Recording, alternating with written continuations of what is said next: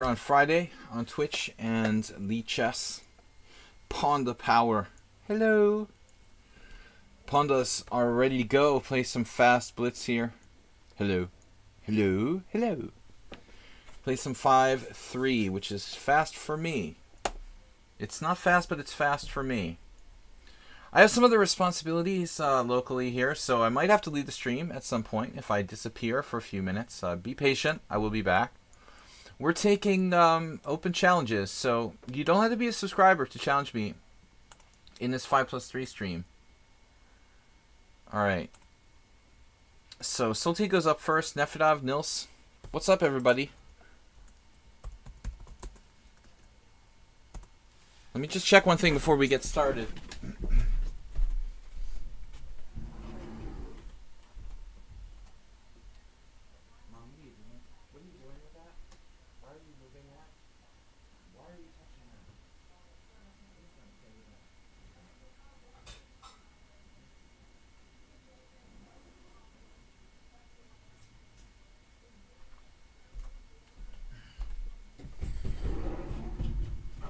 Alright guys, ready to get started. Soltigo in the house, Nefedov, Nils. I was supposed to have an appointment with someone who didn't show up, so that was kind of weird. Alright, so Soltigo 5+3 casual, casual, casual. Welcome guys, thanks for supporting the stream. Merle, Dixon, Asterbait, and Dim. Percy Epworth, Fishrat, Cal, Melamood Dude, Perpetual Stalemate, Spectacular Camel, and others. Move 11 with a donation of $60 this week for the birthday. On Steam Labs, you can donate clicking the Ponda down below. Alright, let's get started. So, Soltigo, I hope you're ready to play, man. I hope you're ready to play. Let's go. E4. No warning. Fast Friday. Okay, so E4. Soltigo likes to play knight C6. Nimzovich defense. No F5 today. He's actually playing the Spanish here. Let's play bishop c4. Appleman go banana.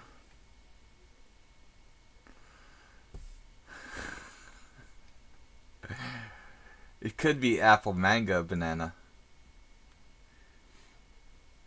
But it could be Appleman. I knew someone named Appleman. National Master Harris Appleman. So if National Master Harris Appleman were to go bananas, he would be Appleman go banana. You know what I mean? So bishop to c4. Guys, we're getting started. It's the anti-Soltigo. He's obviously expecting me to play bishop b5. He was like prepared to the hilt for bishop b5. Another fun move I like, by the way, is bishop b5. The reverse. The mirror image Trompowski. Alright, it's my turn. Soltigo spent a long time on bishop c5.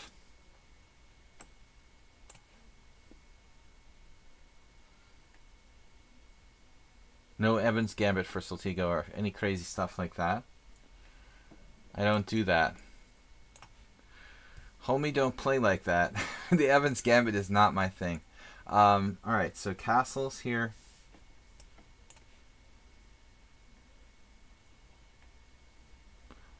A5, like Nefedov. Total Nefedov style move. Nefedov. We could just counter it with A4. I don't think that A4 is mandatory, though. Maybe our own move 11 had a game similar to this. Nefedov definitely likes it. So I think A5, forcing A4, encourages me not to castle queenside.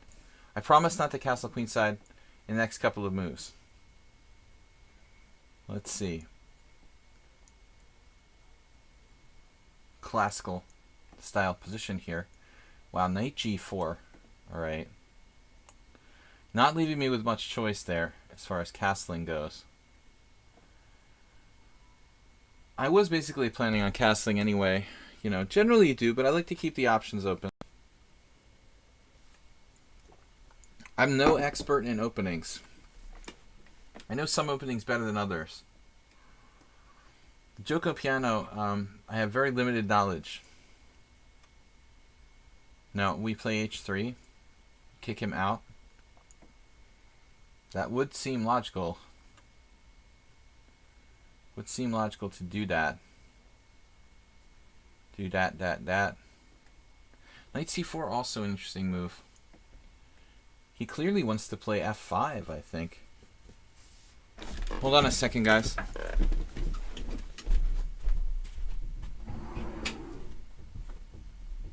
I hear something? Hallucinating. Sorry. Stay there.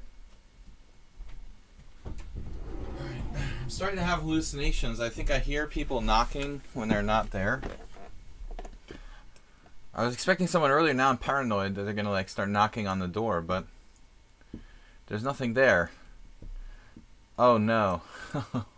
Knight takes f2. What are you doing? Anybody here know the do you know the variation of the open Roy Lopez called the Dilworth? Dilworth-esque. Knight takes f2. Kind of typical unsound Soltigo sort of sacrifice. Unsoundigo. Unsoundigo.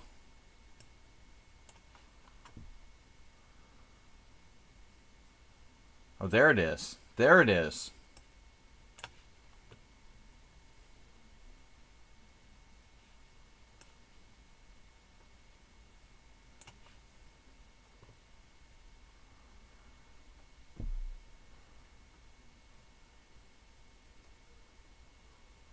Disarming. Alarming and disarming. The less pawn moves, the less weaknesses. He saves his skin with h6.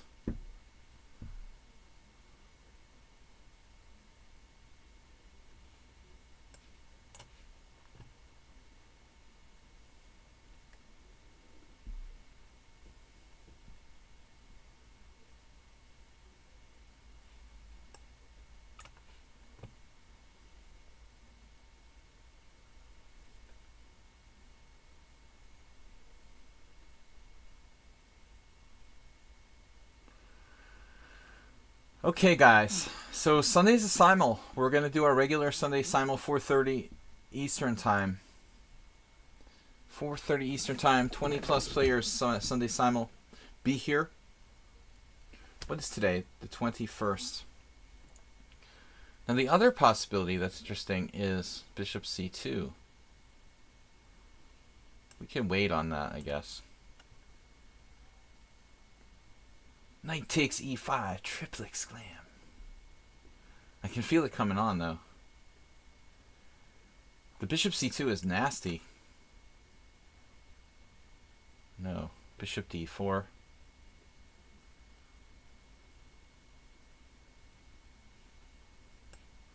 we'll just keep it simple. The simpler, the better. Nothing fancy here.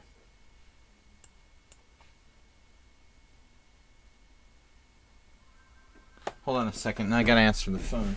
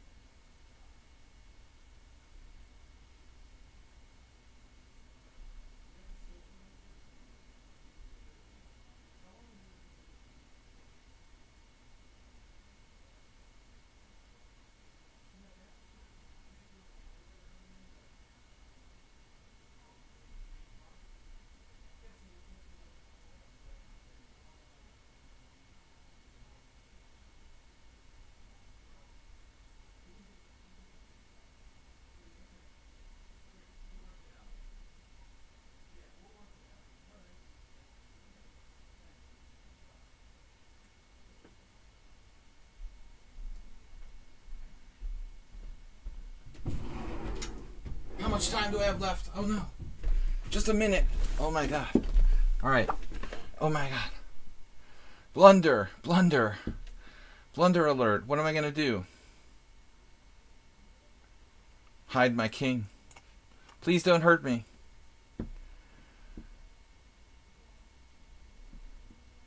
I was drawn away. Important business. How's this going to work now? I'm flustered. Flat out flustered. Flatly flustered. Wait, I have a plan.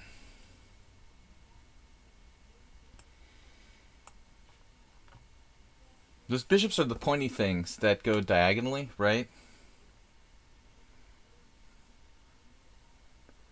The sliding door almost squeaked in his rush. Wait a second here.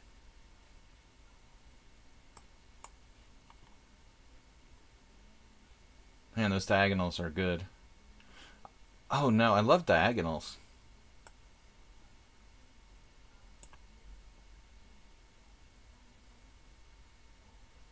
What's going on here?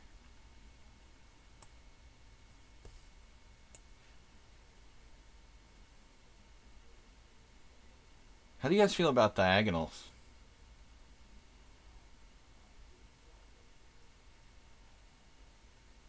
No, the door in my office here is basically, Soltigo's like freaking out. It's basically kind of like a ship's door. Sliding door. Yeah, you call it a sliding door. Alright, Soltigo resigns. Alright, cool. Let me close the door, because this person is not coming.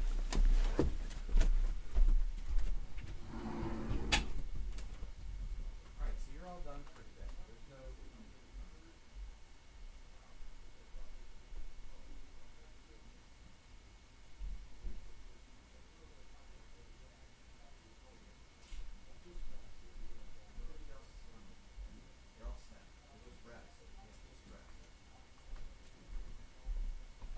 Alright guys, sorry about the disruptions. Important stuff going on. So, Soltigo managed to take him out with the bishops. He got, I don't believe in knight takes f2, man.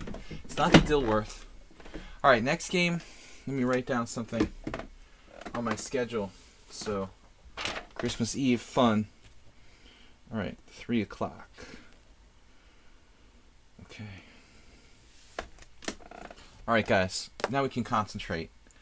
Back to our next game. Next contestant is Nefedov.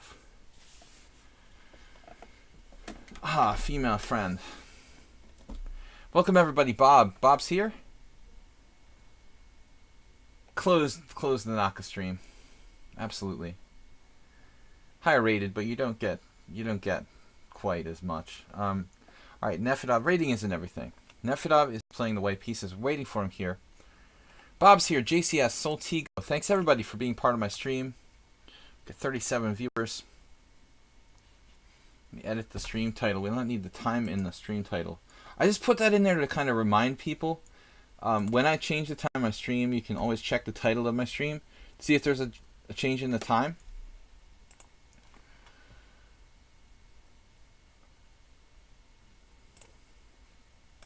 Alright, Nefedov is not here or something. He saw me leave the room and he's like, I'm not gonna move first. Might have to put Nefedov on hold. Can I show the queue? Okay, so we have that thing on the... Yeah, well, no, I can't. That's an interesting way of proving your point there, Bob. I can just tell you guys the queue. It's Nils, Blue-Eyed Albino, Percy Hepworth, Only Stupid Names Left, and Sladgie Fan. Bob, you're 5th in the list. 6 if you count Sir Nefedov. Count Nefedov, excuse me. Alright, D5. I never played this. He claims... what did he do the last time I played this against him? I can't remember what Nefedov does here.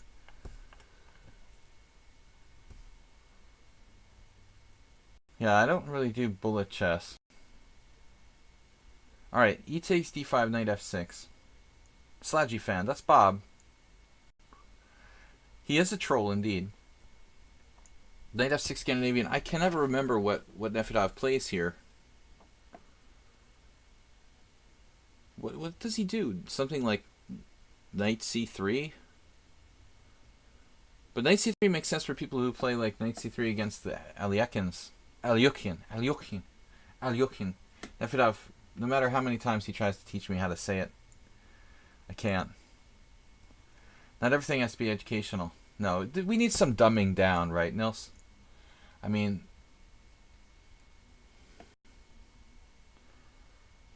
we live indefinitely. I want to I don't have much time left. I'm getting old, and I want to make my time count. All right, so we got 6 challenges here. Nils, Blue Eyed Albino, Percy Hepworth. Almost all subscribers, except for Only Stupid Names. Only Stupid Names. Is he a subscriber? Sladgie Fan. Radagast 9. All regulars. Uptime. We just got started.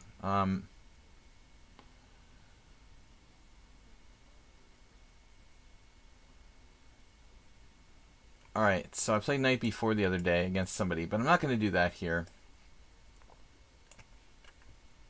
We'll play correct, quote unquote correctly. I don't think the Knight F6 Scandinavian is the greatest opening in the world, but I like G6 better than Bishop G4. Alyakin. It's not clear about that middle syllable. Depends on how aristocratic a Russian you are, I guess. Alright, so H3, Bishop G7.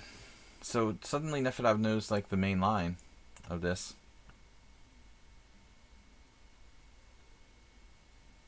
Imagine Naka flagging someone in a totally drawn ending.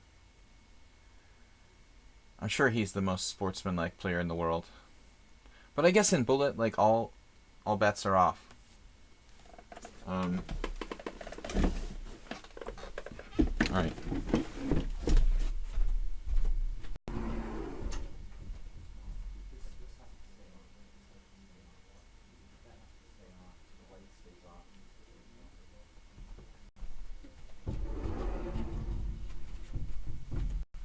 You gotta keep them in line. Bishop F4. Just when I said he was like playing the main line, he leaves book with Bishop F4. Theoretical novelty from Dr. Nefedov. Bishop F4. The island of Dr. Nefedov. A new creature has been created. Bishop F4. So knight C6, D5, E5 would be kind of funny. And what other options do I have comes to mind. Actually, knight C6, knight B5 is not really funny. Interference theme? What are our options against this move? He's cracking down on E5. He's leaving D4 not that well reinforced. So we could play C5. I mean, maybe C5 makes sense. Well, you can always do C5, I guess. In-game technique, what? For lots of strong bullet. Yeah, I guess Hikaru wrote a book on bullet chess.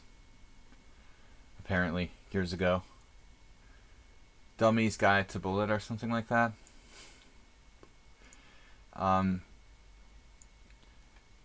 But whatever.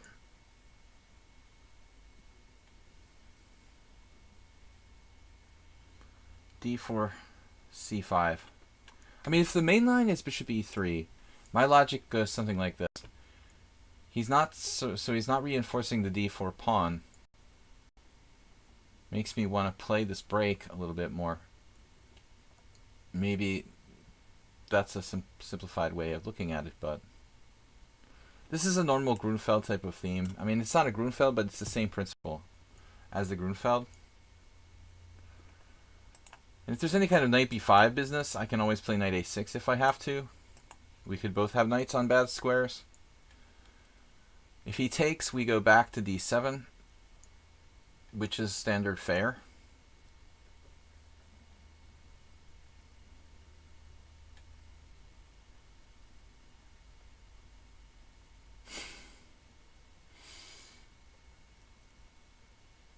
It's a hardcore liberal politics discussion here. about dummies with bullets. Bullets for dummies. How about that? Knight on 6 to d7. This is like a handout for arming teachers in the schools. Alright. Anyway, enough political discussion for today. Do I have a gun? I do not have my own gun.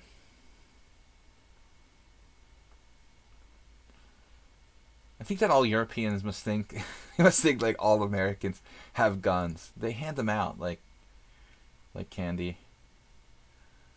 How can you be American? You're not a real American if you don't have a gun, right?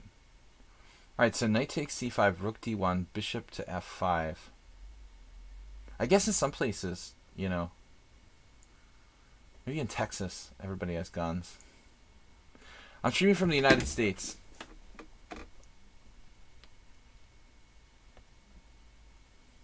Only in the country of Texas. That's what Midnight Rhino says. Where everybody has guns. Okay, so bishop f5, rook takes d8, bishop takes c2. That's kind of a funny line.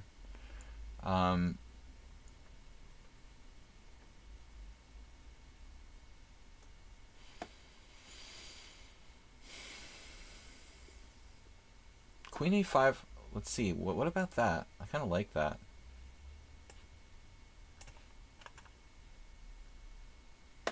Bit more spicy. More spicy as in spicier than bishop f5. Keeping the queens on the board. Nefedov loves trading queens. I mean, he would be very happy after bishop f5. So according to JCS, statistics show that over 70% of Americans don't legally own a gun.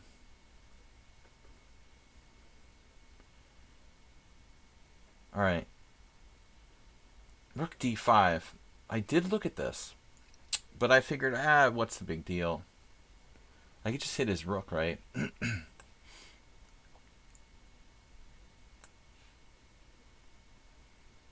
That's about as far as my preparation for rook d5 was. We just chase it off the rank, basically. There's nothing he can do. Uh-oh, now he's getting really out of control. That's out of control. You have to take the material. It's principled. b4. Alright, put on the brakes. We got to put on the brakes here. We could take on a2, actually. Probably not a ridiculous thing to do here, given his king position. Knight takes check. King h8. This is not a ridiculous move. Given said king position on e1.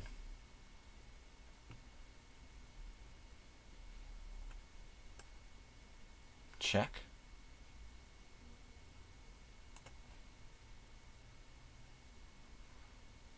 I'm happy to give back in exchange. What do you want, a pawn or the exchange? What would you prefer? He's chosen door number 2. Alright. You're only 2 pawns down now. Everything's okay. We don't control the queening square. Anything like important. This is going to be fun. Alright. We're off to the races now. Dun dun dun dun dun. Get it going quickly. Come on. a4, bishop takes c5, a3, he sacks it back. Alright, so we can't do that. We have to go here, it looks like. Any other move? Nefedov's really fighting now. He's getting one of his pawns back. Go! Go, pawn, go. Let's go, baby. Let's get that a1. Come on. Get that a1 square. Cover it. The a pawn decides. Alright. Fun game. Wait. Alright, guys. Soltigos, did I read your question earlier before the stream? The question that I saw, Soltigo, what was the starting time? Is there another question before the stream that I missed? Then the answer is no. Do you want to send it to me in a message if it's sensitive or something like that? Private message? Any kind of sensitive question, Soltigo? I don't recall noticing your question. If it's a sensitive issue, send it to me in a private message. Nils is up next. When is it my turn?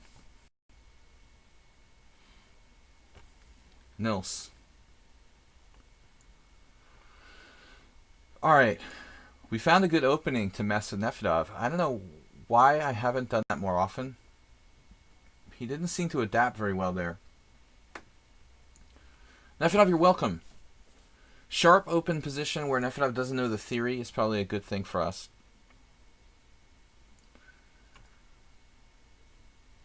Nils is playing knight f3. What does that mean exactly? He likes to play the white side of the king's Indian. Usually he plays d4. But if I play c5, he can't play d4 now. How many styles is there in chess, and how could you go over them?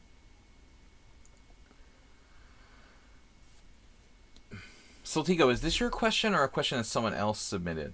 I'd like to know. Is that your personal question, or are you asking on behalf of someone else? There is no answer. It's a trick question. And I think, like, seriously, I mean, one of the things that makes chess fun is the fact that there are so many different parameters. I mean, of course there are standardized styles that people, like, you know, put other players into categories. The biggest overly, and I'm as guilty as anybody in using these categories. The biggest kind of exaggerated categorization is this: is he a tactical player or a positional player or strategic player? I use those two words kind of interchangeably, positional and strategic. But, you know, very few players can be narrowly put into this sort of category of one or the other. You know, most people have some sort of combination of these. So, but I think you could almost come up with a limitless number of styles if you really want to have fun with it. It's, you know, I never really saw a breakdown, a 4 or 5. I never saw anyone like break down chess players into styles necessarily. You got a lot of kind of categories to judge them by, you know, how aggressive they are. So basically, scale of aggressivity, tactical versus more strategic thinking. You know, you could come up with almost endless numbers of styles per se. What's this now? 92.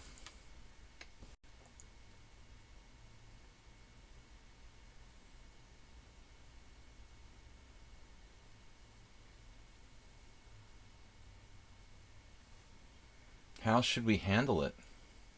He wants to play for knight g3.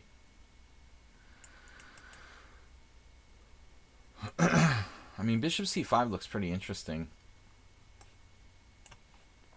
But it's one of many different moves that I could possibly try here.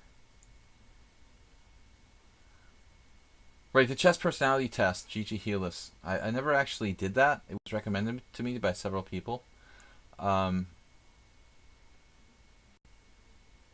But I feel like there's no answer to Soltigo's question. You know what I mean? Like, everybody's different. There's a limitless number of styles that players could have. I think it's more like scales along a scale, you know, of different sliding scale. How aggressive you are, whether you prefer tactics or strategy over the other. Defensive or aggressive, that's again in the aggressive versus passive category. Dogmatic approach to, say, like the opening, or more creative style. Nils resigned here. Before I played queen b6, I actually might have made it an accuracy. So queen b6, is it a mistake or is it the better move? That's the question, because I missed bishop takes f2 check. Azerbaijan should weigh in on this. He likes these kind of tactics. Bishop takes f2 check.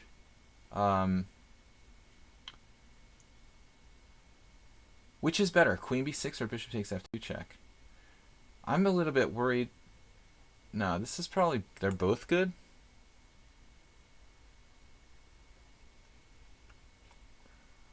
Mill slows when I turn on the engine. So this is like bishop f2, but queen b6 is stronger momentarily, according to the engine. You see, this kind of fits into my whole theory of increasing the tension. One of my many dogmatic things I refer to constantly. But queen b6 develops a piece, whereas bishop f2 does not develop a piece. So I'm going with development over this tactical solution, which wins a pawn, basically. Queen b6 was I was reaching to play. I was about to play the move when he resigned. This is, in fact, very possibly stronger, because after bishop h4, I have knight g4. Triple attacking in a square that can't be really defended. Knight d5, and then maybe like bishop takes f2. I don't know if you take bishop f2, you know, something like this. So bishop g5, a very bad move. All right, Nil's not really. Yeah, you're playing something you don't know. That's another category we can judge people's styles by.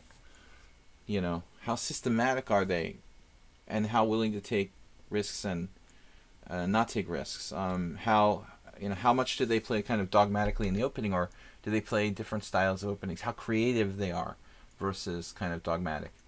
All right, so blue-eyed albino. So I'm not really answering Soltigo's question properly, because I don't really think it's right to answer that. You know. All right, so blue-eyed albino. I don't know. I play many different things against the English. G3. All right, we'll go with the crazy Moksudlu variation. In honor of International Master Kamran Shirazi, who just loves to play h4 or h5 anytime someone fianchetto or something. I remember seeing Shirazi play g3 h5 and being like shocked by that. Alright, so here I guess I'm going to default to developing a piece with knight to c6.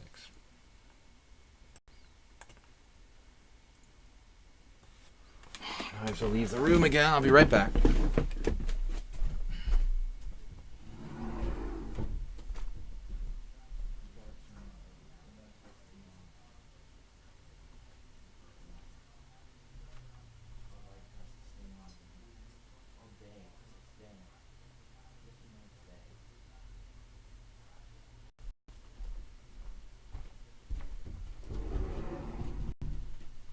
Alright, so just a momentary leaving of the board.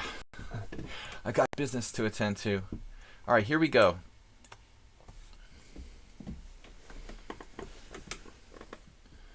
What is it with these guys? They're both Iranian. I mentioned Shirazi and Moksudlu.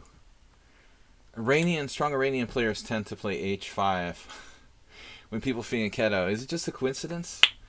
I don't know. I got this weird thing here. It just made a popping sound. It's like a little toy. 7 moves, possibly the fastest win versus a 1950. Nils, I lost in a tournament game when I was 2300 in like 6 moves. So I don't think we're setting any records here. I'm sure that it's possible to lose faster.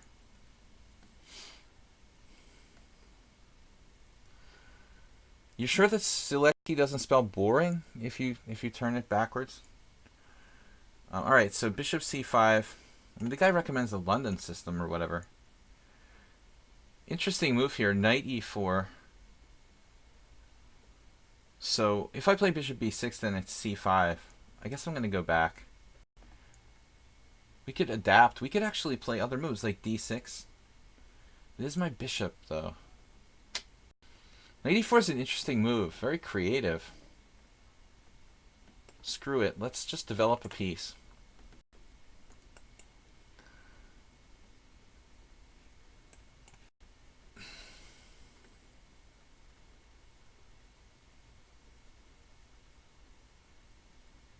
Can I play h4 at some moment?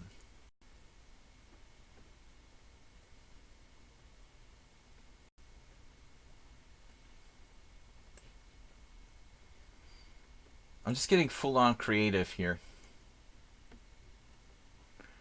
So the guy plays, he recommends the London, the Exchange French, and the Petrov. That's some dynamic stuff there, man. I definitely prefer Simon Williams. Yeah, I mean, I'm not a big fan of dogma, you know, and boring openings. Try to be creative and dynamic.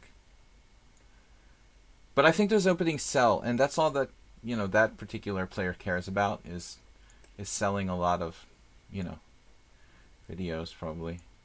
But I'm not very good at marketing myself. I just tell the truth, though. What I believe. E4 is a good move, probably. Bishop E6. This could be an interesting battle ahead. Where do I put my bishop here? Alright. Bishop E6. I'll just go here. 2 knights against 2 bishops.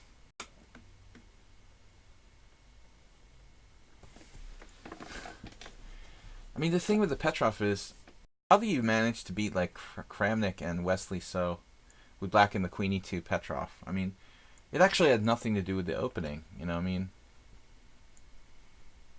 The problem is when you play people who are like 2600, you're never going to beat them if they're playing for a draw. I don't think that Fabiano could beat Nefedov in the Queen E2 Petrov, probably.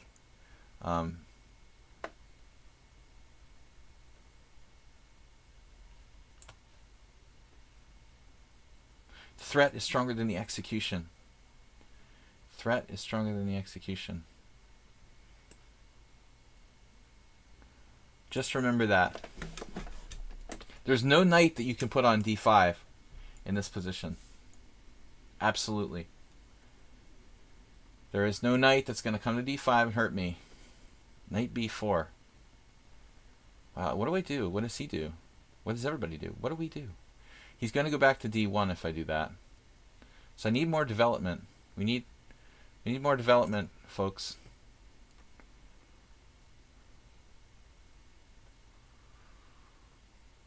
Necessary to defend in the Petrov.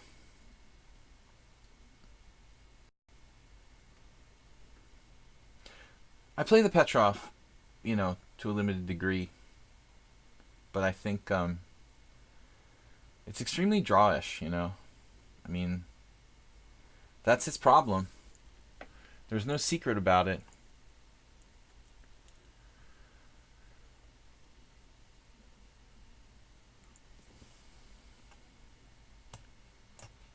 The moment has come. We must punish him for not, you know, affording himself Queen D1, I guess.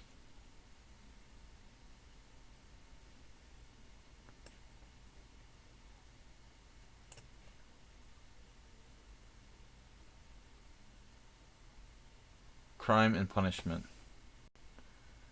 Fyodor Dostoevsky. And I'm going to hear that I mispronounced Dostoevsky. That's the next thing. Roving with Rooks. An all-inclusive course.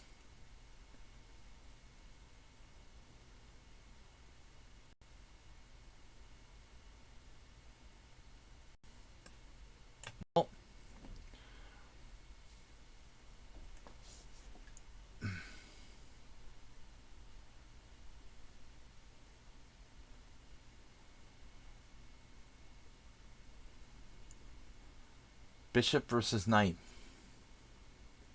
The Verdict by Steve Mayer.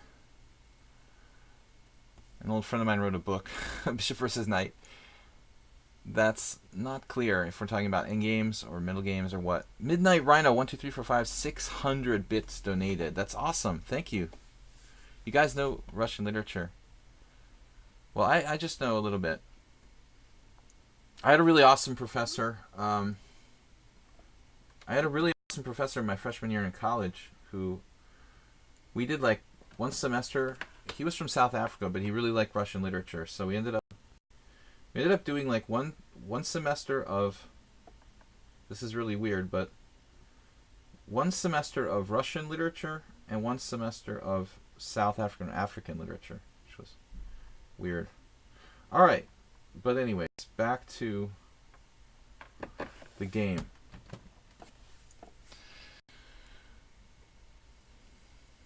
This dude will not leave me alone.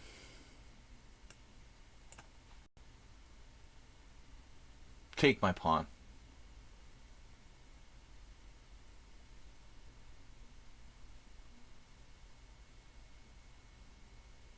I don't know. I'm not an authority on literature.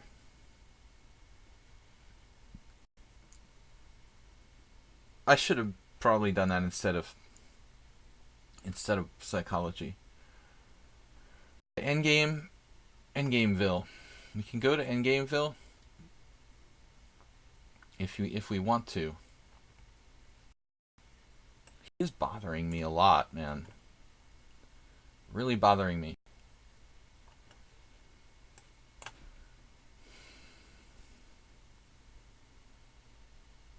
H4. Triple exclam. White should have probably played H4.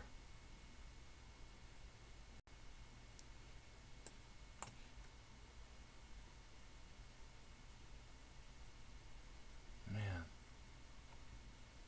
What's up with this? He's not Russian, he's rushing. That's what I would say.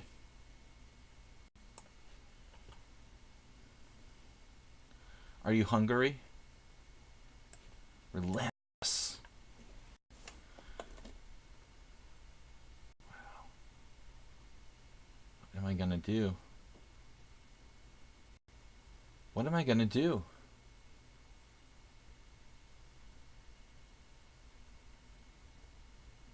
There's only one way to do this. He always has more time than me. Man, it's irritating that the other guy always has more time. How do you always have more time than me? Do you ever take your time? Yes, it's like unbelievable. He never makes a mistake.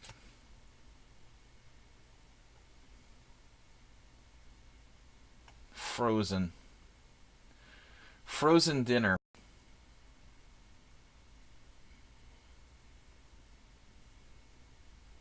Frozen entree. I guess I'm sort of hungry or something. Stay on your side of the bed. Rook F1. Okay, now I'm just making random moves to just keep the time situation under control.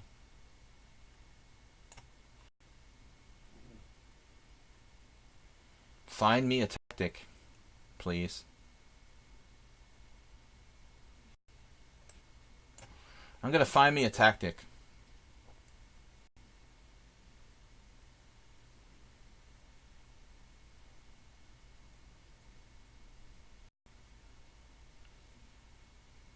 He's got defenses everywhere.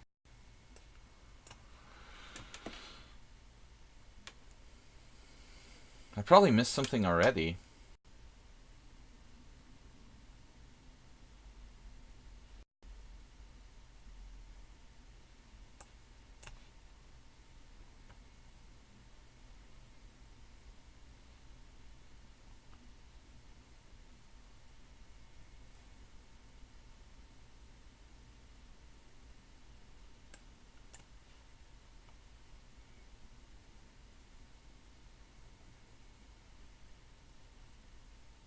How come I never have anything?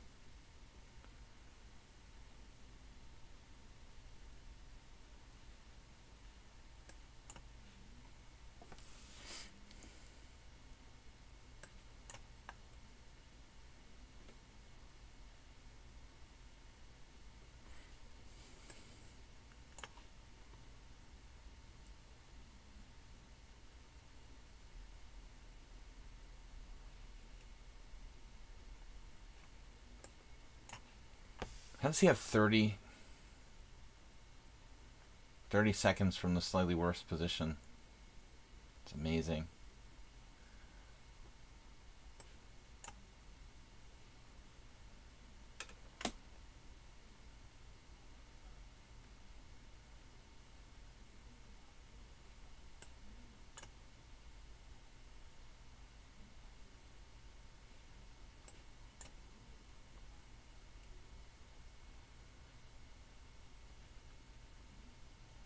How can he always have a defense to everything?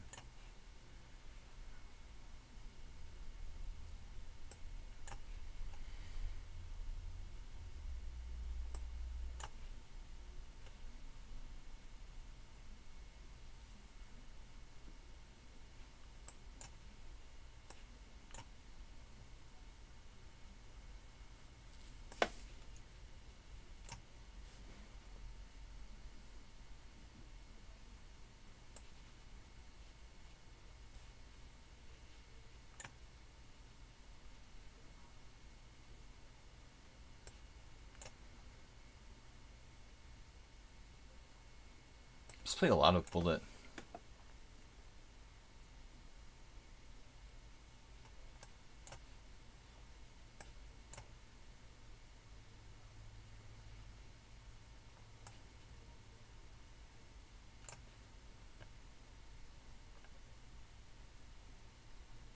Does this guy ever make a mistake?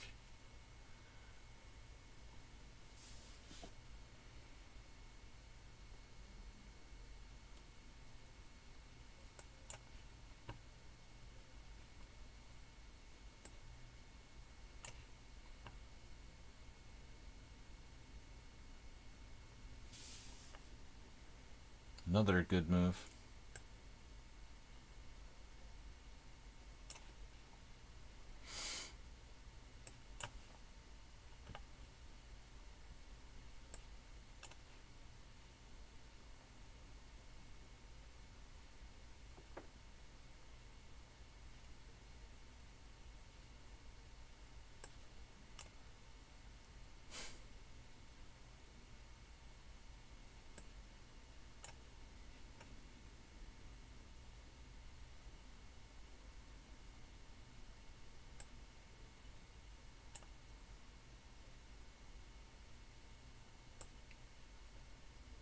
Just incredible.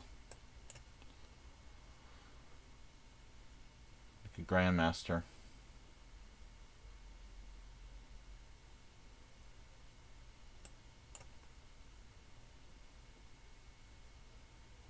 Surprised he's only 2247. I mean, he defended like he was 2500.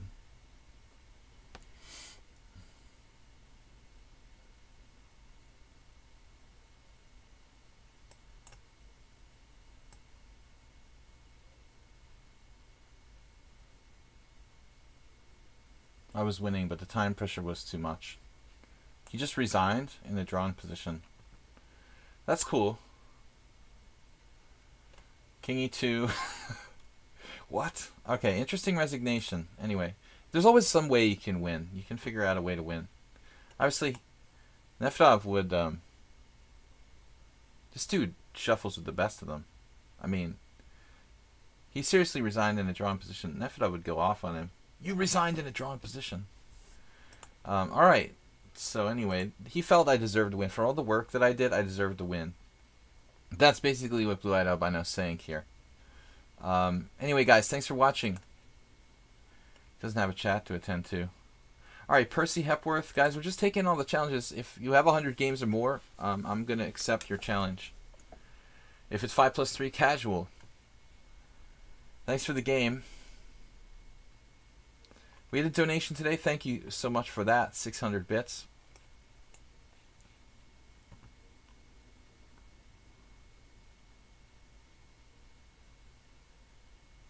Another English opening. I played knight f6. All right, let's go. He seems to know the like kind of classical English really well. I haven't done too well with c6 so far. Alright, let's just play the reverse dragon. I don't usually play this. I think that basically it was a delayed birthday present, you know, the resignation there from Blue Eyed Albino. It was a tough game anyway.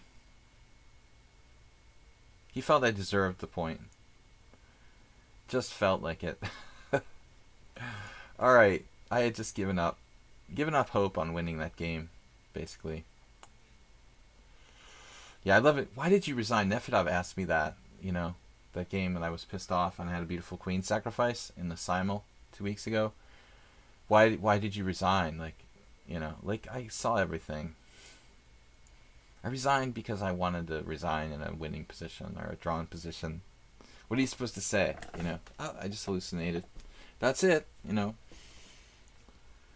Yeah, he just thought he was too far away. It happens, you know. I've seen stranger resignations than that. After a long, tough game, the mind has a tendency to... It does have a tendency to hallucinate. No h5 this time. Fortunately, likes to play g5. I should say. He liked to play g5. Miscalculated. We'll start that again. Hey, where's Asterbate today? I think he's probably building cars or something. Alright, so Castle. Asterbate's not here today. Merle Dixon, our biggest supporter this week. Asterbate, Jim. And of course, actually, our biggest supporter this week was Move11, who donated via Streamlabs $60 to the stream. You can see that in the Streamlabs streaming donations there. Alright, so A3, A5. I actually, you know, have played with white more often than black, this type of line. Well, I don't really know personally Asterbate. I just know he has some part-time job that involves a body shop or something. Okay, bishop d2. Now a4. Alright. We could play a4. Do we want to restrict or contain or just push for more? Alright guys, thanks for supporting the stream. Thanks for being here. We got a Sunday simul coming up, 4:30 Eastern time on that day. Bootylicious. I don't know why I said that. There was an old friend of mine who had that account on another chess site. Alright, let's see. Bishop e6. I wonder though, I mean, seriously, if a4 is a good move here. I was concerned he'll play b4 and actually I'll have to take and then he'll take and kind of develop his queen. But looking at that, I'm not so sure that's good for white, actually. Guys, hold on for a second. I might have to leave the stream for a moment.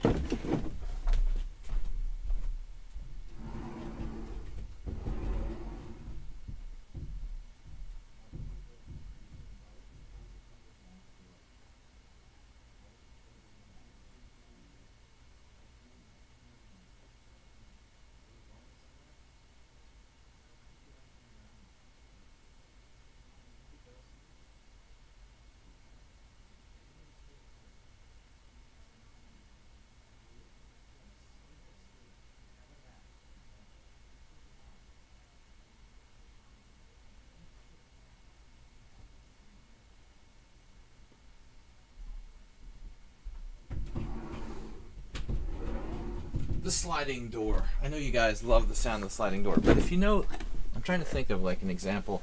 You know this recent series, The Terror, about this expedition, historical series about an expedition to discover the Northwest Passage. That's the last ship movie that I saw. Had these sliding doors. In the inside of the ship, this kind of old ship, the sliding doors, like the wooden sliding doors. That's how my door is. A wooden sliding door.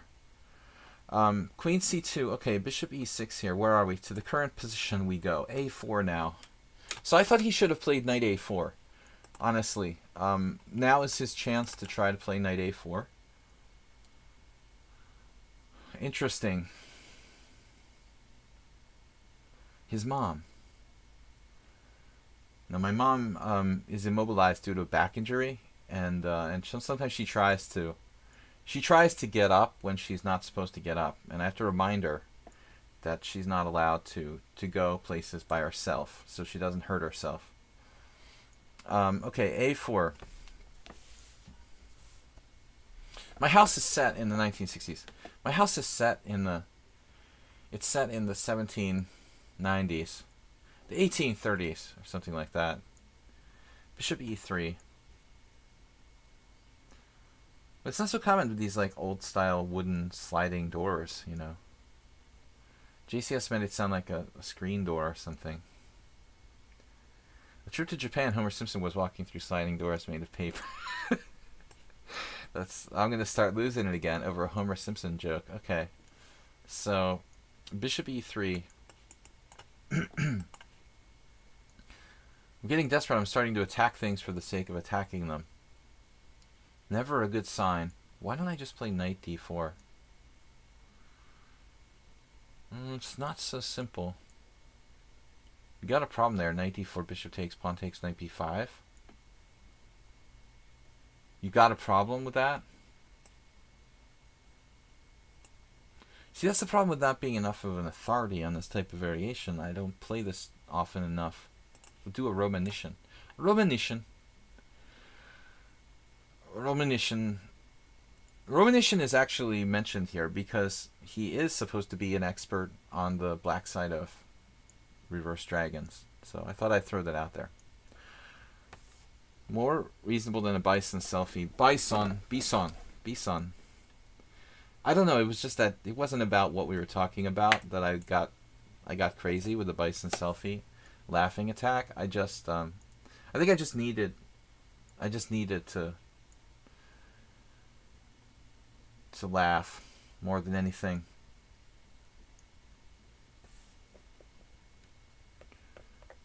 The bison selfie. Bishop takes b6, giving up the dark squared bishop. Not an unusual thing, really. Knight to d4. Okay, so now the knight c4 thing is not cool. I mean, I'm not really looking for that. We're not too happy about that. This is weird, though. You got to admit we'll be like ancient aliens again.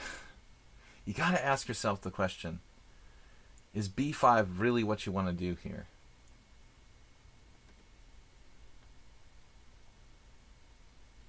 I guess we can pull the trigger on knight d4. I'm going out on a limb here. We're really going out on a crazy limb. And then trying to increase our control of the board. b5 drops the b7 pawn. And other moves seem to allow this annoying move knight to c4. So we have a little bit of a quandary. Queen b1 is a strange choice. I thought he should go to d1. But it's not for me. Who am I to decide? I could just flat out sack a pawn. I mean, but it's kind of like, why do I have to sacrifice a pawn?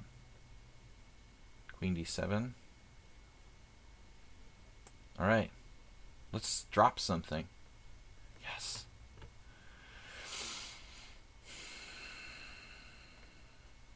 No good way to protect that pawn.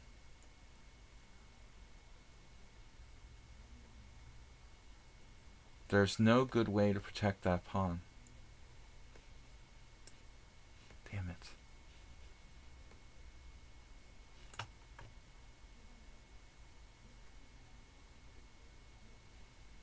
Oh, this is awkward.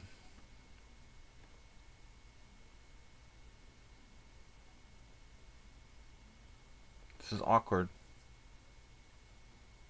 Awkward and lame. So what do we got now? I don't know what to make of this. I'm very, very disappointed with myself. Queen b1. I thought queen d1 was better. But now I have the best of both worlds. The ugly b5.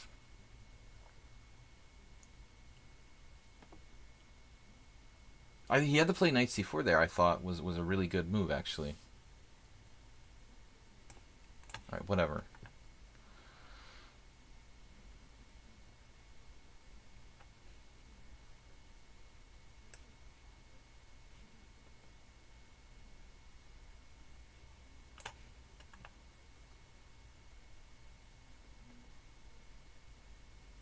I get it. We all get it.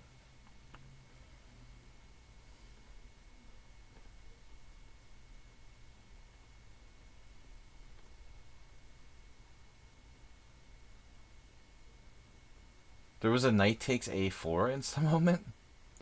Really? Master had that?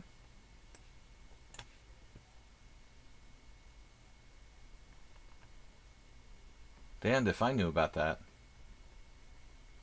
I did not know about that.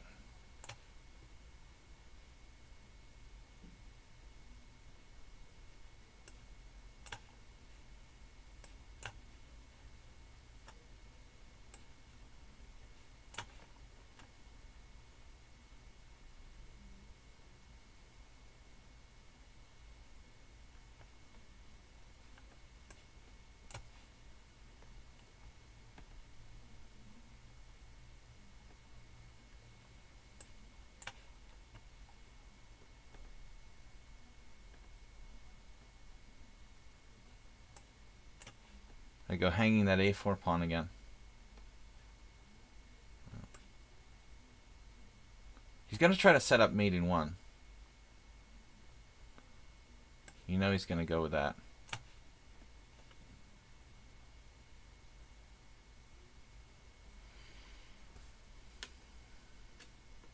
Alright, man. Tough fight. I don't know. I thought after knight c4 you had a good game. Thanks everybody for watching. And we're going to just play as many games as I can until shortly before 3 p.m. I'll have to leave the stream. Probably about 2:55. I'm going to finish up for today. Maybe around 2:50. Alright, let's keep going. Keep it going. Chestrake says, as someone with a degree in psychology, do you think IQ is pretty much a BS number? Well, I'm not that good in psychology. I have a bachelor's degree. But, I don't think I'm really qualified to answer that question. Personally, obviously IQ is something. I mean, it means something. So it's not complete BS. But I think it may be overrated, you know. I don't even know what my IQ is. I don't have a clue. I don't think I've ever had an IQ test. Maybe I did when I was a little kid. I have no clue. But I think it's overrated. People, they're like, I'm a member of Mensa and my IQ is 785. I mean, it depends. Percy Hepworth, you're welcome. Thanks for the game. So, but I'm not a brilliant person. I mean, I don't think that I'm a brilliant person. I became good at chess and whatever I do through dedication, and maybe I'm above average intelligence, but I think it's, for me personally, my limited success in chess is really due to dedication, perseverance, and just sheer love of the game. All right, so b5, queen c2.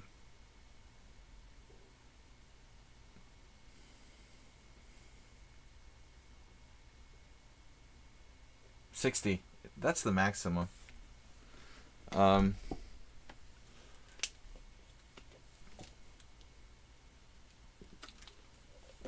We'll let Bob weigh in on it. He probably knows more about IQ than me.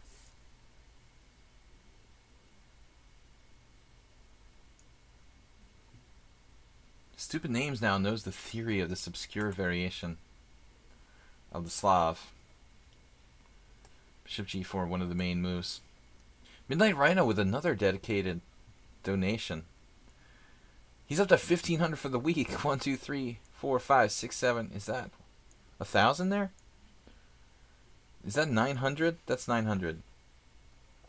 Man. So Midnight Rhino up to 1,500. Thanks so much. So I think Black has to exchange here on f3. That's the point, basically. I think measuring people's intelligence by one test and one number seems pretty unscientific. It's such the human brain or whatever is so complex. Like, how could you begin to measure people based on one test and one number?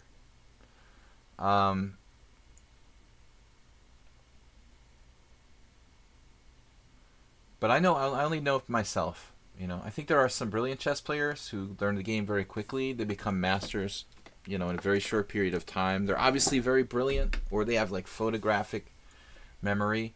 Those are different things, obviously. Terrific memory power is not the same as being brilliant, you know. They say that Anand had like an encyclopedic sort of memory of the openings. He's probably brilliant and has a fantastic memory.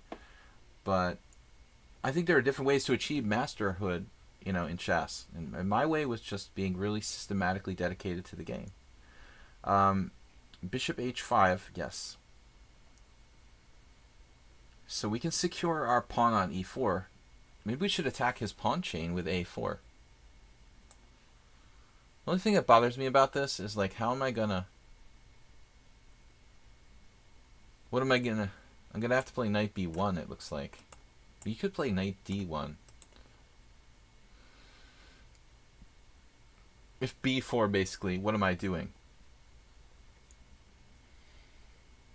Knight a2 is clearly out of the question. Knight b1, b3 is a problem. Well, it seems like a problem, doesn't it?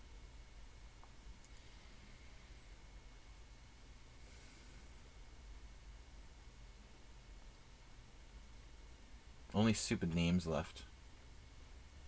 Playing this very creatively. I mean, Soltigo would probably sacrifice a piece here. It's not ridiculous to sacrifice a piece. I think I screwed this position up, though. Okay, it's just complicated. Much more complicated than I wanted this game to be.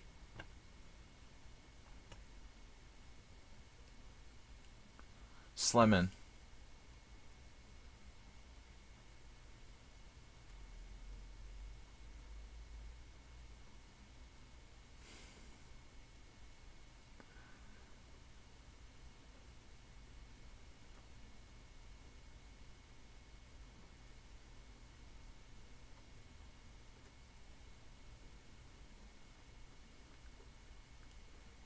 Alright.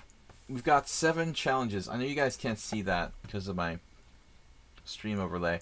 Sladgie Fan is up next. Then Radagast, Drake, Haberbaum. And we'll check. Oh man, now I got a phone call. Are you serious?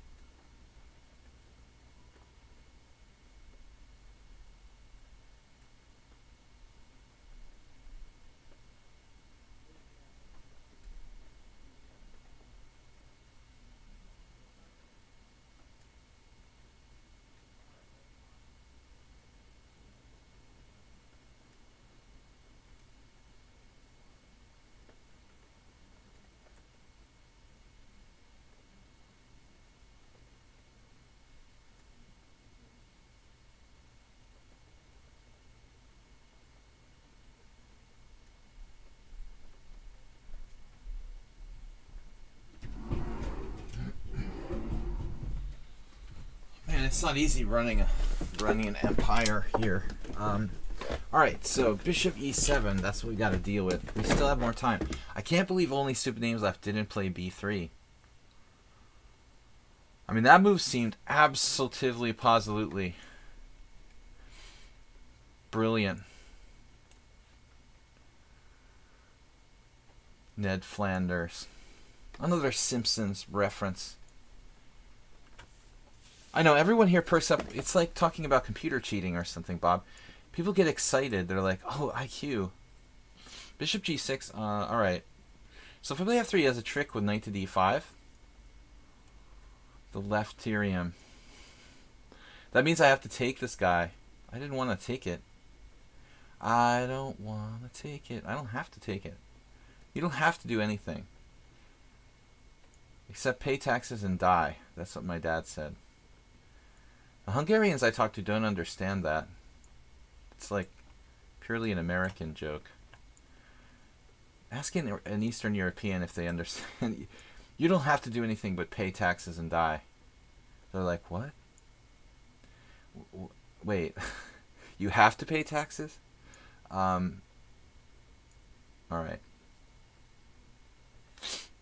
Developing a piece.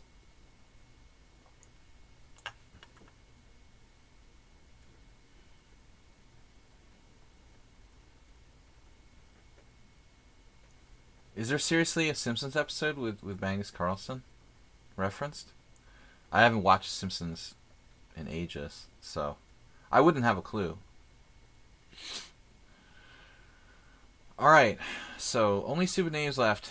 Weird game. Kind of suspicious looking Slav for black, but I still have yet to get my pawn back.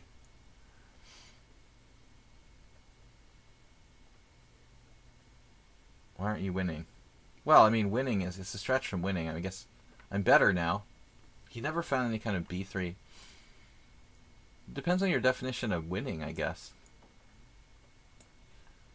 I guess white is slightly better. The bishop pair.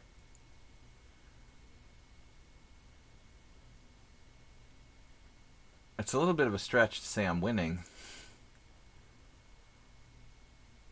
I don't even know if I was doing that well. If he had played really actively with b3, things could have been very, very messy. The second shot, yeah, I almost allowed knight d5 in one moment. So he's got another combative move for me.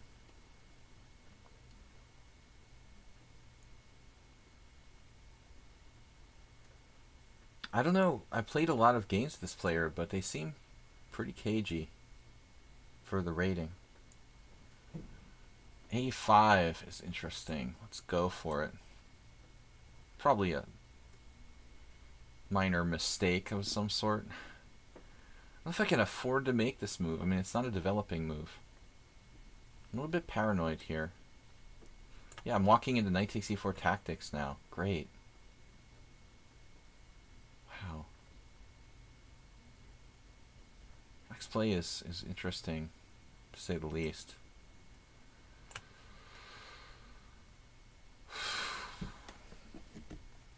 I don't think I'm winning. I mean, it's just a position where it's not even clear who's better, to be quite frank.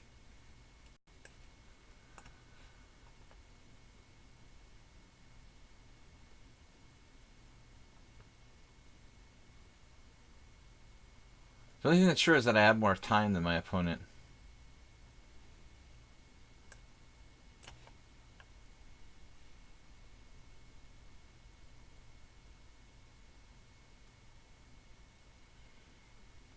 This move, I mean, maybe black's better now. Maybe not. That's a disaster. So you definitely want to take there and blockade with bishop d6. Black may be better. But I think after this now I'm just all over him. That was a terrible, terrible decision. He had a good game going there till that last move. This is going to be very important for the rest of the game. Our space advantage is really, really solid now.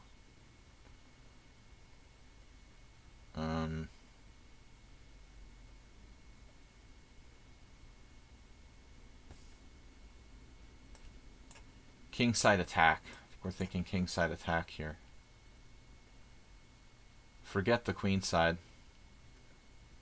Good move, in a way. Though maybe a bad move. By some standards as well.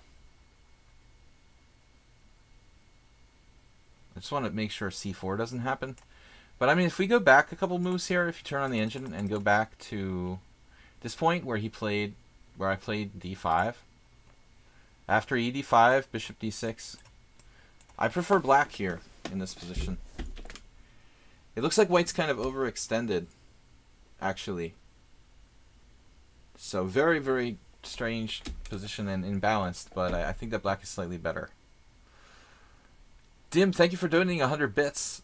Dim is up to 1,400 in third place for this week.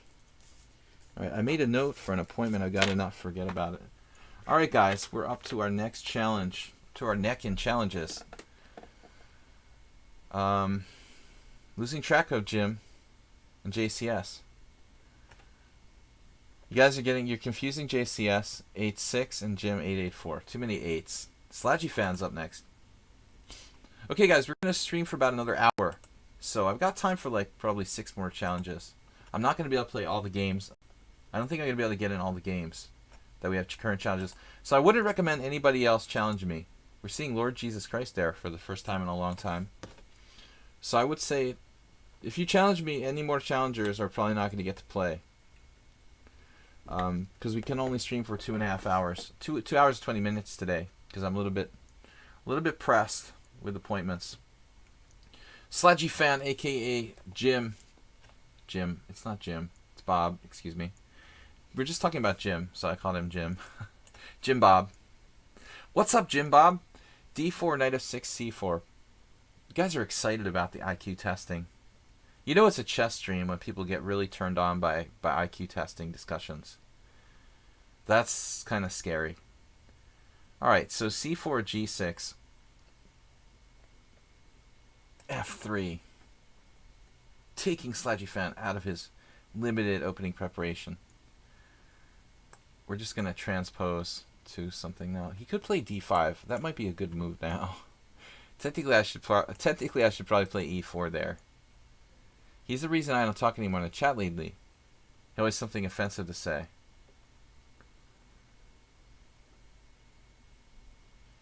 So he did play D5. This is an issue.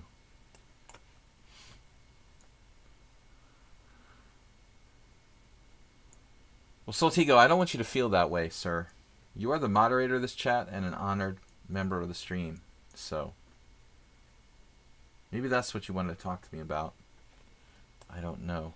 No, that wasn't it. It was something else. All right. E4.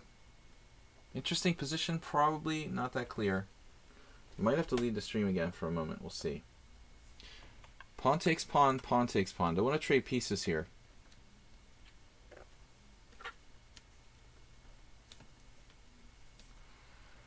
All right. That's enough, kids.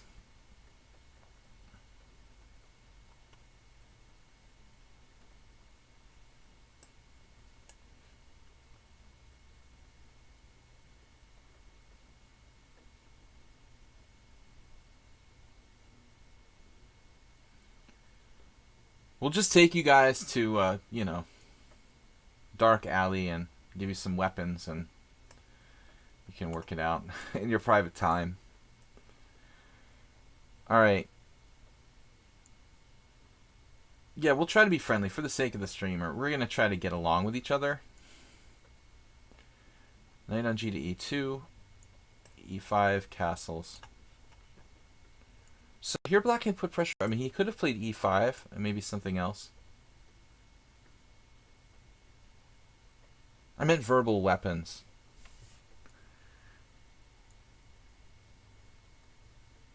Virtual weapons. No violence. No real violence. Alright, so castles here. Sladgie Fan took advantage of me by playing D5. But I don't know what's supposed to really happen there. I think he's supposed to play E4, pawn takes pawn, and then E5 here. That looks like it's got to be the correct answer. Survey says. Andras Dorian would like this move. The Hungarian Grandmaster, famed for his devotion and obsession with the black pieces, creating wonderful articles in magazines called Black is Okay. Dorian contributed a lot to the Grunfeld defense, to the Sveshnikov particularly. So, especially these defenses with the black pieces. Most defenses are with black, but...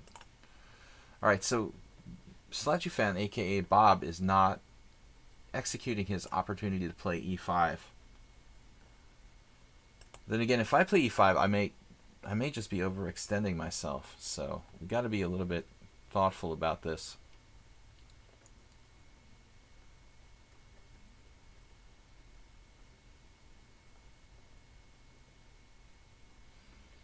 Knight on bd7.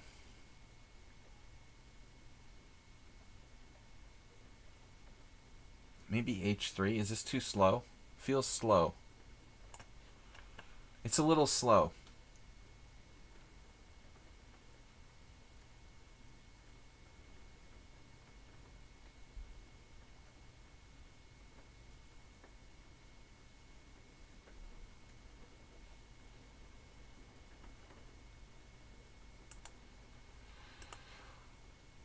All right.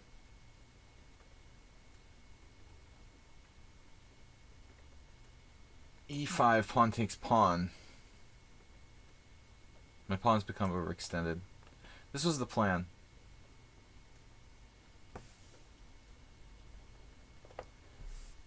White has more space, but we have to be very careful that our space doesn't become a collapsible planet. Overextended. We don't want to be overextended. b3. Luckily, I do control g4, so he can't do anything with that square. He only has one piece only one piece can occupy e5 at a time here. So my space advantage pays dividends. Yes, Chess Drake. Chess someday will evolve. Oh, I thought you said evolved. You said solved. Chess will evolve into genetically and computer altered people playing chess with computer chips in their bodies, I guess. But if chess is someday solved, will you be shocked beyond belief? If it's black can force the win, yes. Chess is an inherently logical game. I mean, having, the first move is necessarily an advantage. I'm certain of that. So yes. To answer your question, Chess Drake, I would be inherently surprised if that were the case.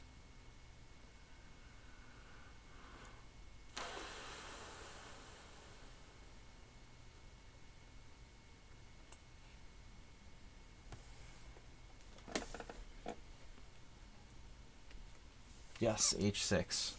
You found it. Good move. Actually, this is a stupid move. I'm going to go back to e3. Where was my bishop in the first place? Was it already on e3? Was it on c1? It was on c1, right? I hadn't yet developed it. So we buy time by attacking this pawn on c5. Spectacular Camel. The red-nosed reindeer. The redneck reindeer Leroy. You better be careful.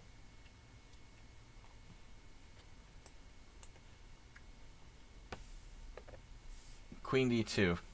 Alright. We need this here to protect. But he's dropping h6, right? There's no questions about this. Not knight a4 because I'll lose the e4. But I've got h6 under control. Bob is... he's coming unhinged. Sladgie Fan said the guy is unhinged. But he's not the only one. Your position is unhinged.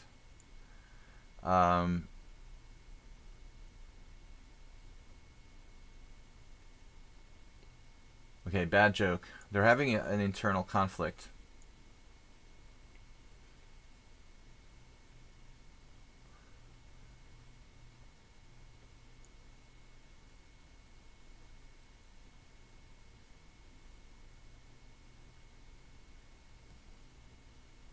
You guys have a right to voice your opinions, but I will not tolerate constant infighting among...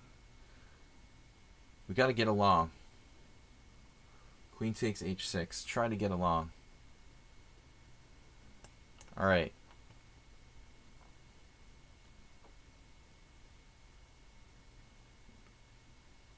Did I miss something somewhere? I guess not. Very close to a crushing attack here. As you can imagine. Getting like dizzy. I think I need some more coffee or something. All right, Soltigo. I mean, I don't know what to say, man, but you're kind of detracting from the stream by constantly going over it again and again. If you don't feel like being here, you know, we can address this privately, but let's just let it go for now. All right, Black resigns. Radagast, Drake, Haberbaum.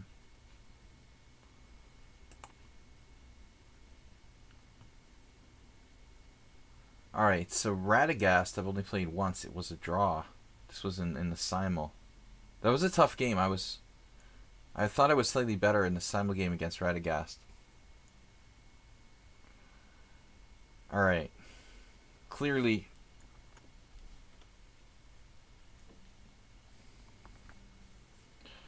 an unknown entity. Based on one game, I can't really get too much information. Pretty strong, 1959. Guys, we have about 45 minutes to 50 minutes left in the stream. I'm going to try to play as many of these challenges we have left, but I can't guarantee I'm going to play them all. We'll do what we can do. So, knight f3. I typically play c5. Chestrake, you have a lot of friends. None of these guys ever do anything offensive. That's cool. That's a hard group of people to find, like where nobody does anything offensive. It seems like the mass cross-section of society, most people do offensive things. Bishop g2, alright. We'll go with c5, though I don't like symmetrical English these days. Soltigo, I think it's just your perception, man. Nobody in here thinks you're a bad guy, you know, and I don't think there's any need to feel that way. Just no, it's like dealing with trolls. Don't let it faze you. Easier said than done. Of course, you are a mod. I don't want you to get stressed out, man. So, all right. So d3.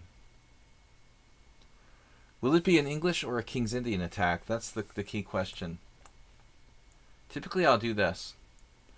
Nils, no, it's not that the chat is toxic. There's just an ongoing sort of dislike between two people. All right. We try not to take our personal grudges here too much. Knight on g to e7.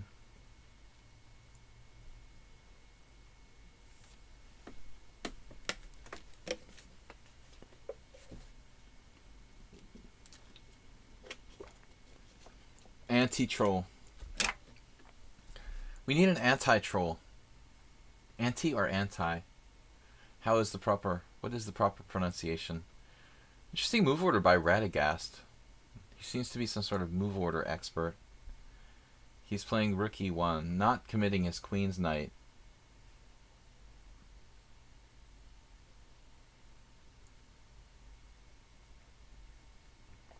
Nils forgave Asterbate. See how big a guy he is? We need more people like that. Let bygones be bygones.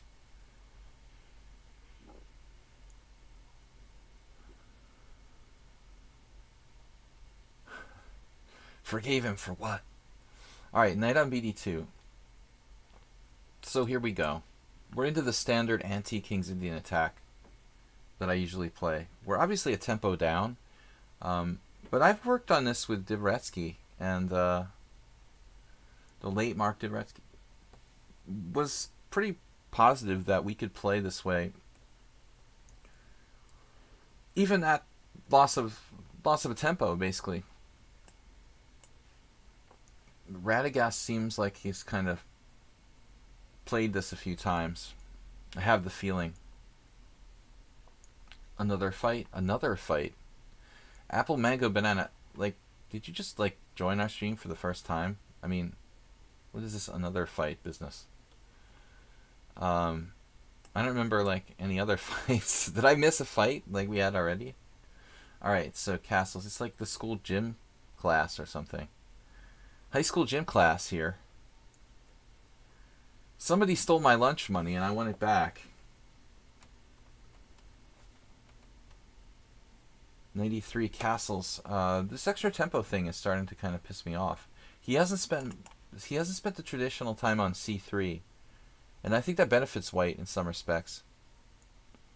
A friend of mine called Dvoretsky's endgame book a torture. Well, I mean, honestly, you know, I'm not sure why he said that. I mean, it seems like it's laid out in a pretty modern type of way.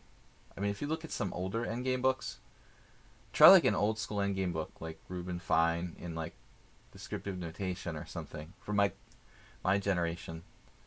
I mean, there have to be much more torturous, much more torturous endgame books than the Dvoretsky book, which should be fairly modern. Yeah, we need more troublemakers in the chat. Chess boxing online. Does chess boxing still have a following? Does that still exist, or was it just a flash in the pan? But JCS is a weak troll. He's too nice a guy. You just can't be a proper troll if you're a nice guy. I mean, it just doesn't work. So we got an f5, but we haven't gotten the traditional bishop e6, which is usually played in this type of structure. But then again, he hasn't played c3, allowing for queen b3 type of things. Got the pawn center, so knight h4. Here we go.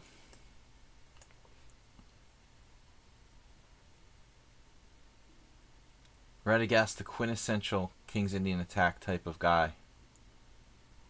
It seems like. But if he plays f4, we've got to calculate this variation. Pawn takes f4, bishop takes b2, going pawn grabbing. Rook b1, bishop f6, hitting the knight on h4, then queen h5 with compensation for sacrificed pawn. I'm thinking, if you want trouble, accept my challenge. Where's Anonymous? He's down at the bottom. Yeah. We're not going to get there today.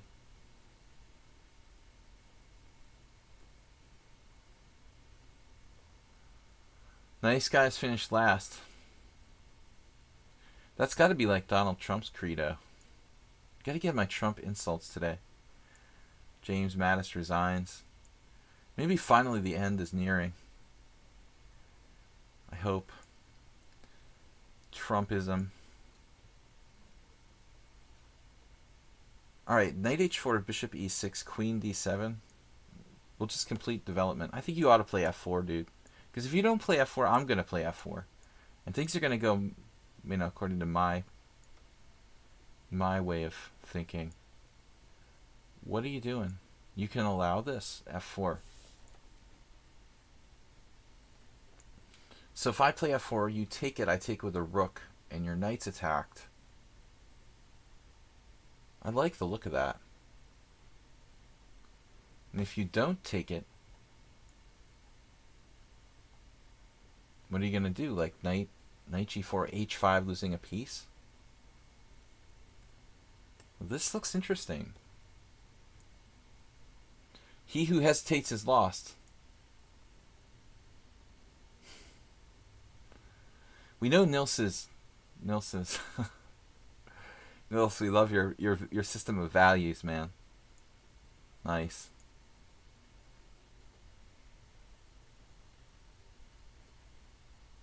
Nils is a pessimist.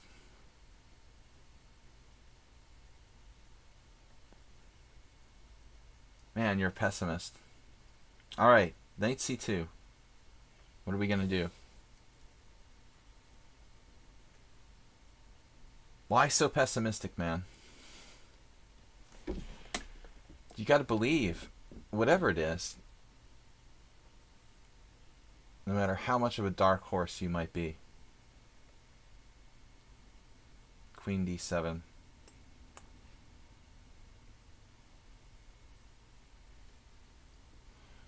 Well, I like Anonymous's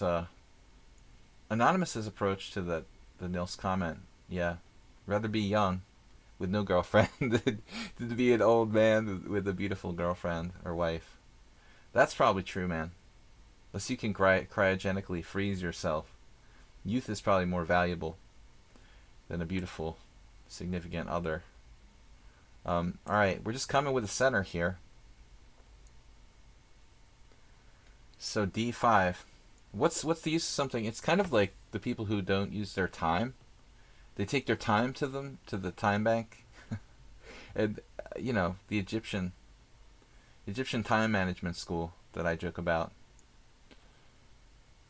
You can't take it with you. All right. We got the center. You gotta love the center. E4 sealer sweeper. Talked about this with one player recently. Somewhat unsound. Pawn Power in Chess is a great book by Hans Kmock. Highly recommend it. The sealer sweeper. Sealer sweeper twist. E4, pawn takes pawn, D4, sealing him. Well, I'm not sure if that's really the right way here. What is the right way, though?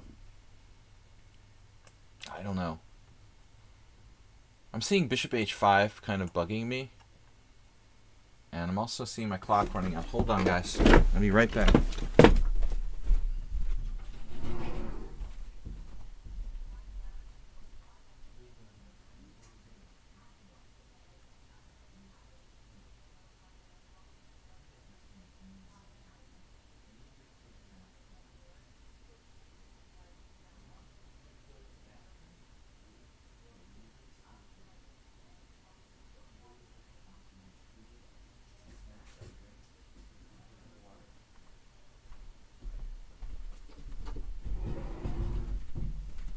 Uh-oh.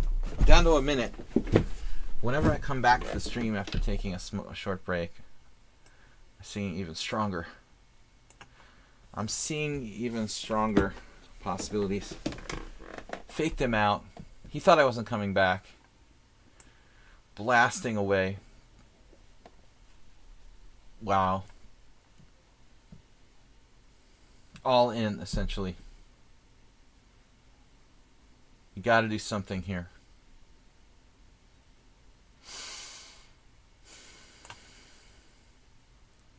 Very tempting to sack the exchange now. It's very tempting.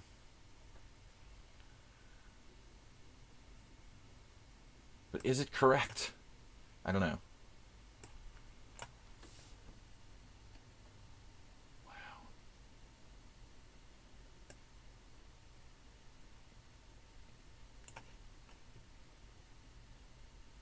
Wasn't really correct. I've got just a pawn for the exchange.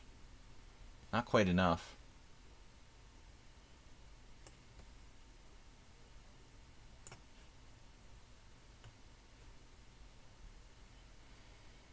He lost on time. He's better. This exchange sack was too much. White is just better. He's like a pawn up according to the engine here. I was too optimistic to sack the exchange. I was kind of playing for his time pressure. No, it's actually correct. Wow, but I missed a win. You know, it's funny, I looked at this, but I didn't think it did anything. That's crazy. I literally looked at this move and rejected it because I didn't think it did anything. What does it even do? Like bishop takes g4. I looked at this. I literally looked at it. I thought about it for like 30 seconds and then just rejected it because I didn't see what our follow-up is. You know, it's going to be a really slow, like 3-move follow-up. That's crazy. But I have another idea, rook g5, queen h3. So apparently my instinct was right, but there was no time to find the right continuation. It felt like a good exchange sack, but there was no time to really follow up. Probably not a good idea to sacrifice if you don't have time to calculate the resulting complications. And don't forget, this is not sudden death. If it was sudden death, it probably would have been alright, but he has increment. You can't really play for time, and that's the mistake that I sort of fell into here. Playing as if it was sudden death. With increment, he shouldn't have lost on time there. All right. Chess Drake is like obsessed with women chess players. Nothing wrong with a little healthy obsession. So what do we got for time? All right, this stream is about another 40 minutes. I'm getting new challenges, but I'm not going to get to those later challenges. Those last guys are definitely not going to play. So just so you guys know, don't anybody else challenge me, because you're not going to get to play today. Wait, I'm already... What's happening here? What happened? What the heck is happening? Alright, something weird happened. I'm like, am I playing or what? Was I like trying to take another challenge when I already started a game or something? Have you seen Polgar? Dude, she dresses like she's like 58, you know? I mean, it's terrible.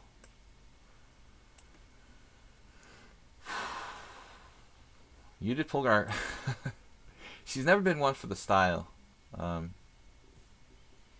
Never been a really stylish type of person, but she never went in for the sexy chess player thing. All right, Bishop G5 castles. Have you seen her dad? It's a better question. You shouldn't judge these chess playing women until you've met their fathers, basically. I saw Anna Rudolph's dad once. He looks like a red-haired like Santa Claus or something. But that was a long time ago. He's probably literally Santa Claus now. The last time I saw Judith, she was dressed like a really unstylish 58-year-old lady. All right, knight on BD7. Who am I to judge people by their fashion anyway? Just call it like it is. That's what I do. That's what we do here. Simon Williams, also extremely stylish. I think that Simon might be better looking than Judith. That's pretty scary. No, I'm just kidding. I'm just kidding, Judith. I didn't really mean that. Alright, so Bishop G3, Knight E5. I mean, Judith never tried to do the, like, I want to look sexy to distract my opponent or something. You know, she's all chess player. No gimmicks. Respect her. I respect her. She's a fantastic ambassador and chess player. But if we're judging people by physical attraction, you know, this might be a different thing. So Knight E5 from Drake. Interesting. Trying to play Bishop F5. So I'm going to do this like a tempo down. This is my... Dude, where are these moves coming from so fast? Did we, like, play this before or something? I mean, wow. Did we have this before? I mean, where are these moves coming from so fast? He's literally used 5 seconds for the whole game. And then E5. Alright. Feel free to take a little time with your moves.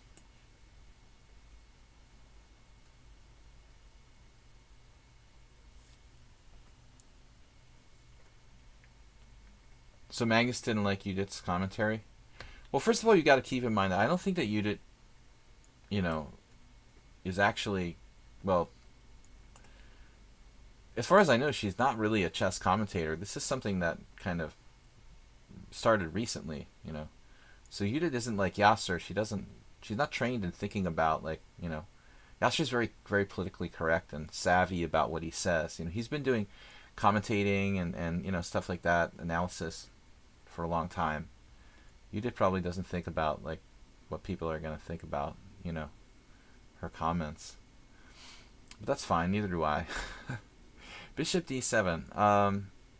So Chess Drake, why are you using like 2 seconds for every single move?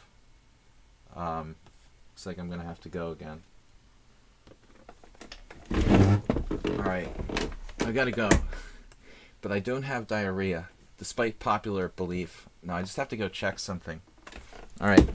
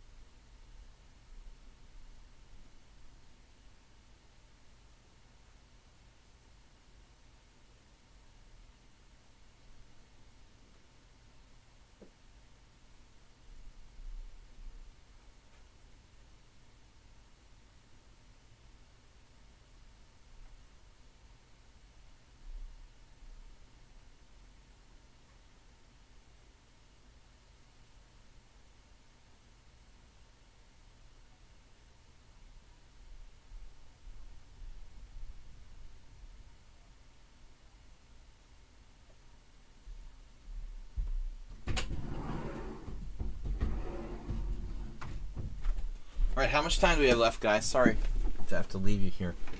But, oh, don't do that, dude. Drake doesn't know this. Never give me more time. But I'll make an exception for this time, you know. But I don't need anybody to give me any time. I've got plenty of time here. We're fine on time. Don't give me more time. Not necessary. Okay, let's just take a4.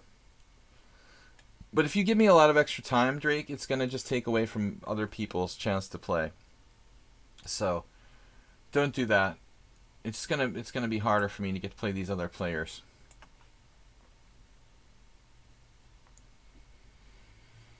I'm not sure if bishop f1 was objectively the right answer here. A true gentleman. Why am I a true gentleman? I don't understand how this guy can play the whole game only using like 3 seconds for the whole game. It's weird. So we go with h4. Dude, do you play a lot of bullet? He's 1630, yeah. He's got 12,000 bullet games. Drake, you need to slow down, man. Like, seriously, you need to slow down.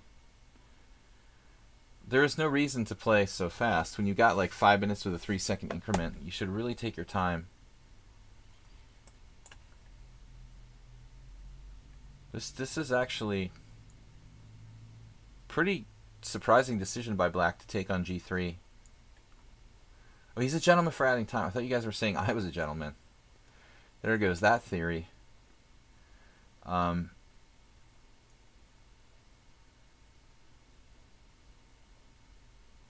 I think this works. I have to double check my calculations. Petrosian. The wrong plan, definitely. You don't want to take on g3 there. This totally changes the whole discussion in white's favor, I think. We have just a standard Petrosian kind of King's Indian now where white is better. Because he took on g3. Match perpetual simul move speed.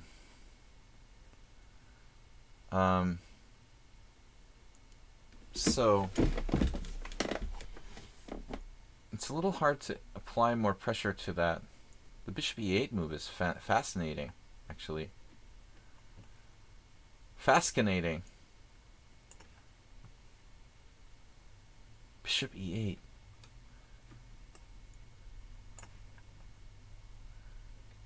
I like that.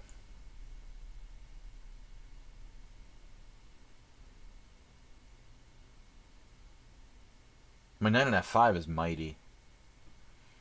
Mighty. Mighty knight. Mighty whitey.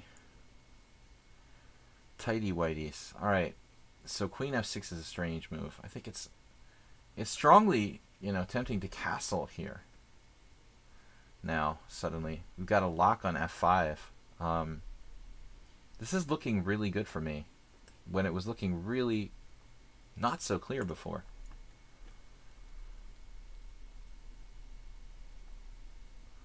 Trojan puts his king on d3. Korchnoi walks over here. I like to c2.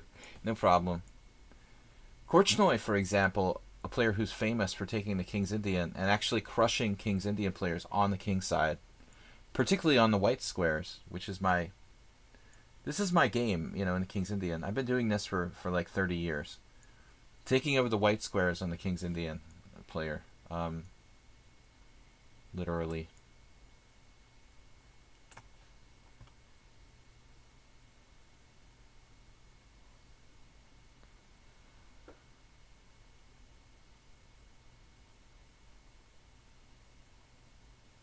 I went to d2 so as to avert knight f4 being a check in some position.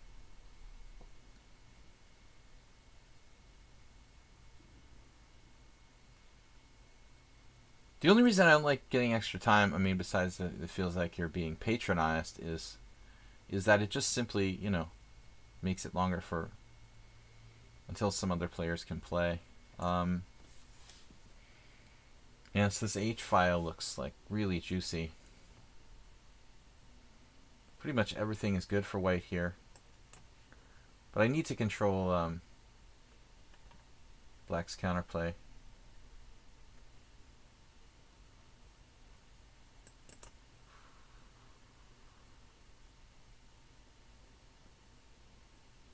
Thought I calculated I was winning a piece if he plays knight takes h4. Right? Knight takes h4, knight takes g7. But he has some sort of intermezzo there. So he's got this. No, it doesn't work at all, actually. It's weird. Why did he have the same hallucination?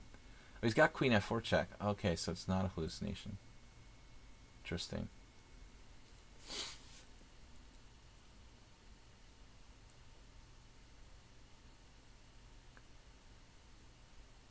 Pretty strong play. Knight takes h6 is not happening. Knight takes g7 is queen f4 check. So he's calculated all this out. I still like white here, even if I lose a pawn. That was why I kind of went into it in the first place. I still think I have a huge advantage. And this is not a piece, you know. It's not about material. It's about strategy, I think. So, but I've got to make sure I do this the right way. Knight takes h4. Probably not so good. Knight g4. Knight e3. Knight e3. Knight e3 does look pretty good. There's a check. Speaking of d3, that might actually happen. Wow.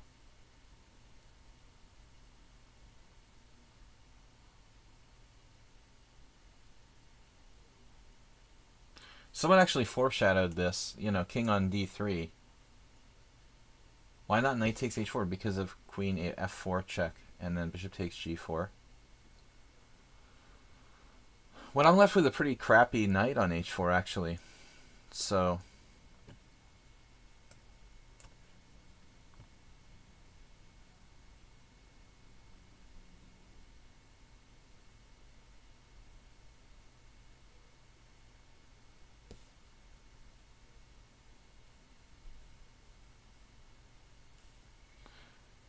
he has a bishop hanging at the moment.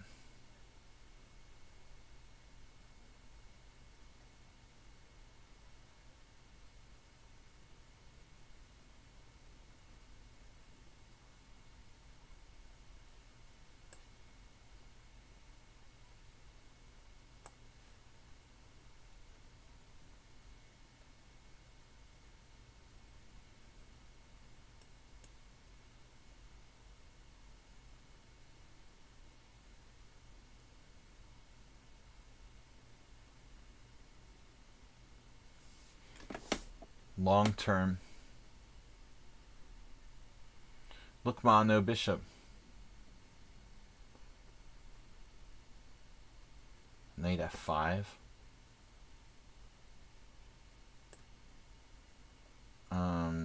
Yeah, that gives him access to that square. I don't want to see that happening.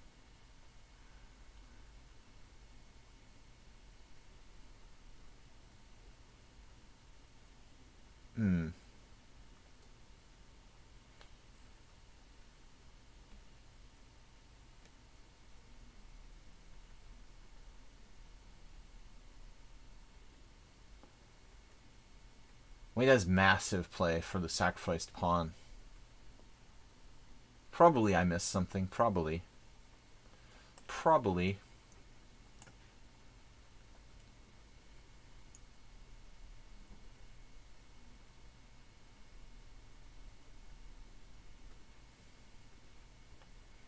I'm not even sure he couldn't take on b2, but it looks scary for black. So now he's strategically on the edge, to say the least. Queen g5, I mean, if he doesn't do queen g5, it looks like rook h5, rook h1 resigns. You know, I mean, I think this just allows rook takes h6.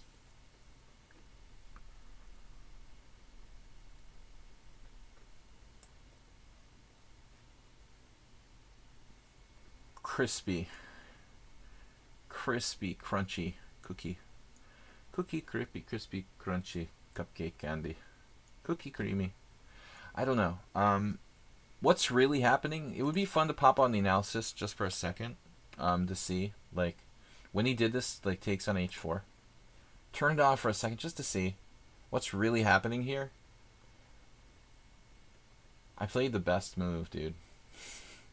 Knight e3. Double exclam. At least that's like Stockfish first idea. But it wants to trade queens after 93 queen f2 check. Peter actually doesn't play. At first thought, it doesn't play this. So he had f5. He had f5 here. Yeah, I don't know why I didn't expect that. f5 was super strong. That was his best moment in this game, actually. He missed that, and I missed it too. I saw it in a similar position. So here, I can trade queens and actually still be better, surprisingly. It looks as though. All right, guys, on to the next battle. Haberbaum is up next. I've got like 20 minutes left. It's okay. I don't mind you adding time. I mean, usually people add time when I'm like present, you know. In this case, I had to lead the stream, so it's really kind of understandable. But I think you need to play, you know, and take your time more yourself. But I say that to everybody. Yeah, he missed f5. There was that moment. Really got to be careful about king d3. Wasn't a good moment for it, I guess. So Haberbaum, another strong 1700. Trying to be polite. It is polite. But then you get into these discussions about etiquette, right? Like, is it nice to say GG after the game? A lot of people like go off and they freak out if you say good game.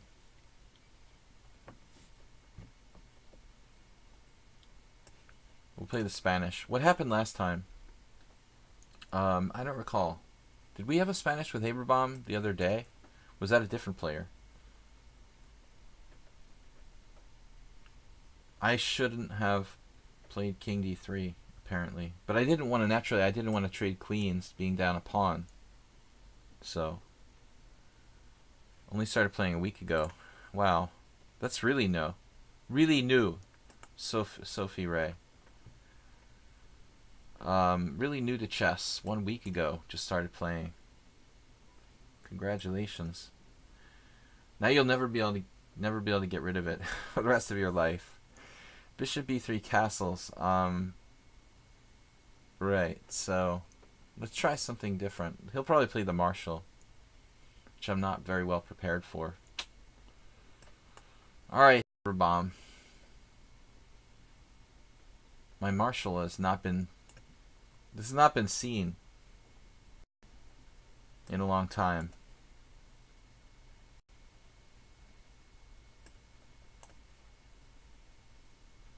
We have not been tested in this in a very, very long time.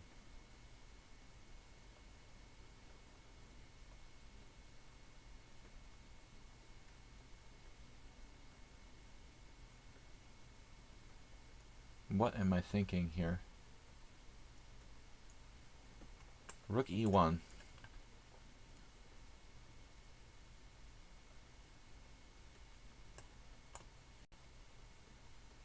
Haberbaum, I don't remember if we played this like way back, like a long time ago, because there was some player that I had a couple games with in this line. And I rarely see the Marshal on my stream, so my knowledge is, I'm just making sure in case I lose. My knowledge is really restricted here. Percy Hepworth, what's up? Oh, you were here. It's Infinite Flash Chess that just arrived.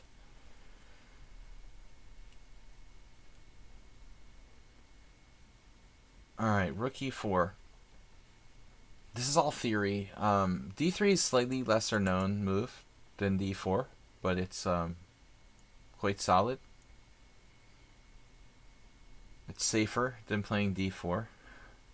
And not as lame as something stupid like bishop takes d5. Well, that's usually done after d4. But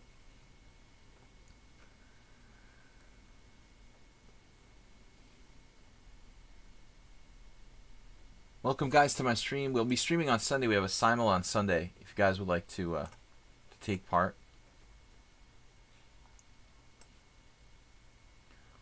Simul on Sunday is 4:30 ET phone home Eastern Time USA. 4:30, 20 to 25 players I usually take on simultaneously. It's a lot of fun. It lasts about 2.5 hours. So if you want to play on Sunday 4:30, you got to be prepared for a 2.5 hour, potentially 2.5 hour game. Don't know the history of the Marshall Gambit, really. Check to the king, but it's a good question. Marshall, Capablanca. Same era, right? Looks like we caught Haberbaum out of book or something. Check to the king. Testing my chess history, which is... I mean, I'm pretty deficient historically, I think. You know, I don't feel like I know the history of chess the way I should for someone who's dedicated a great part of my life to the game. But compared to like a lot of people, Carlson made this comment recently that a lot of young players don't know, you know, enough of the classics. I think that's true. Is it best to go through the puzzles first before trying to play a game? Well, there's like sort of tutorial puzzles you can do. Probably that would be a good idea. Familiarize yourself with how the pieces move and stuff like that. If you're a totally new player to chess, yeah, I would think lichess makes it cool because there are these exercises kind of for beginners. All right, ladies and gentlemen, we have about 15 minutes left, so I'm predicting this game and one more, possibly two. Queen f5, I'm pretty sure, is a move. It escapes from the threat of rook h4, but it does get in the way of the f-pawn, get in the way of the bishop, so you'd think that side of it does seem like a disadvantage.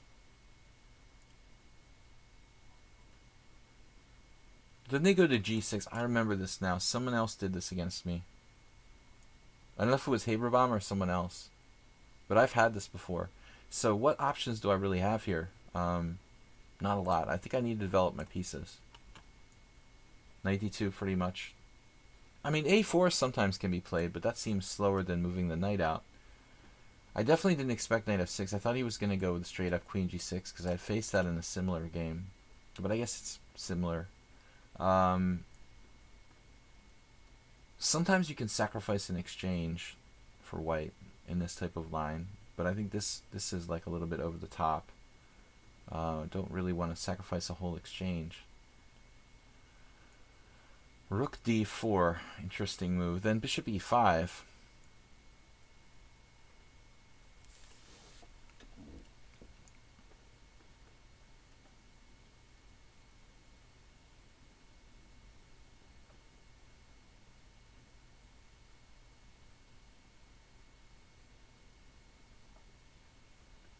I mean, I guess rook e3 is not ridiculous.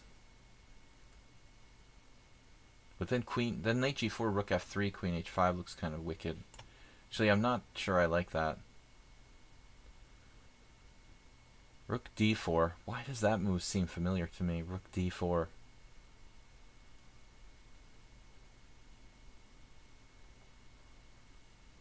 Rook d4, bishop e5. How would that benefit me? Or bishop c5 even.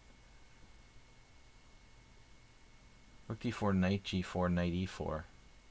And then like bishop e5 is really good for him. This is awkward. Rook h4. This might be necessary here. I can't remember if I had this before. But I know the last time I played this, my mind was a little bit more clear than now, because right now I'm like, what am I doing? I think I just totally screwed up.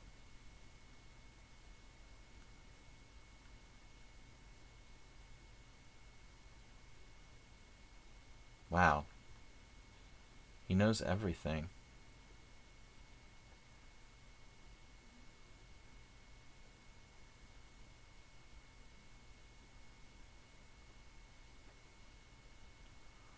How about knight e4? Pawn takes h4, knight takes d6.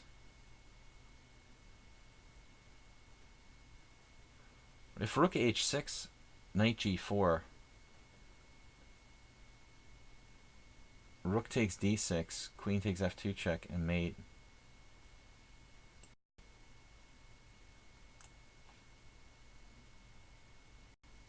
Man, this guy is a strong 1700.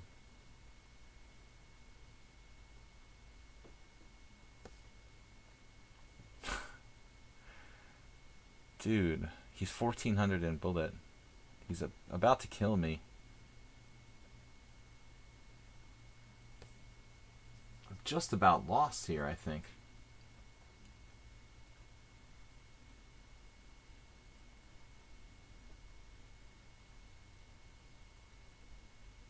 Yeah, best move.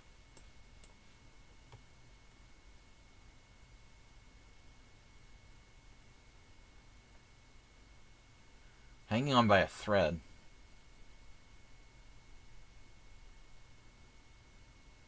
This move I was surprised by. Okay. I expected something more aggressive.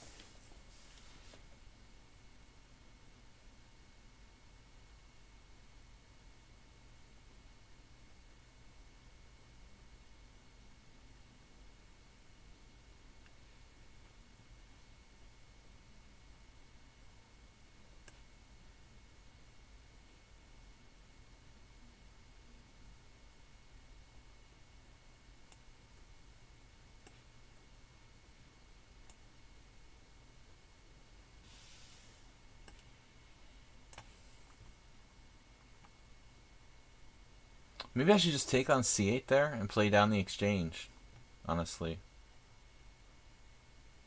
It's probably better just to capture there, capture the bishop, and then I have some compensation for the sacrificed exchange.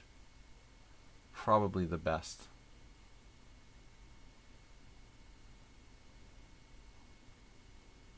This is a little mistake.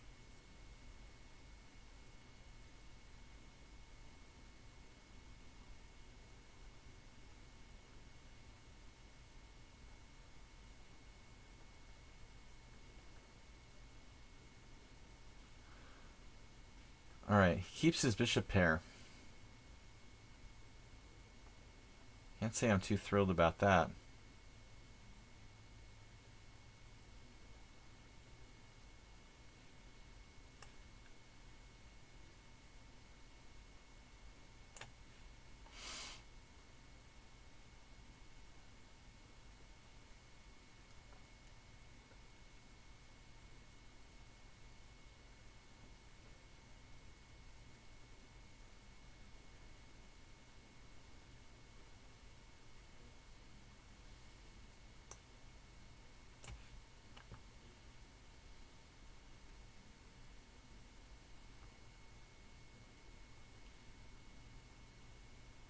Very impressive game by Black. Absolutely knows what he's doing.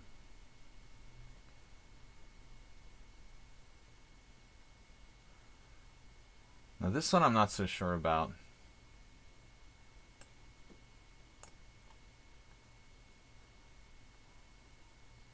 I'm still not sure what's going on here.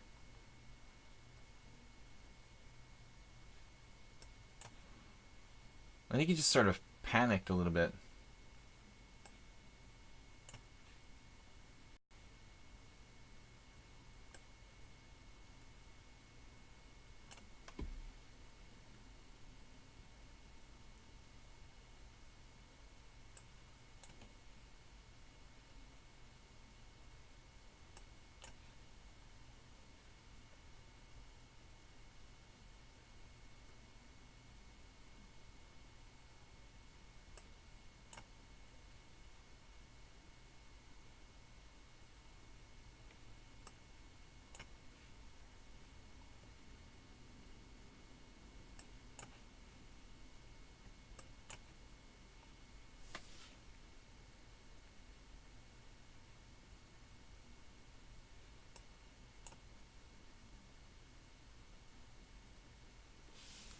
Yeah, we're going to have time for one last game, guys, but that's really it.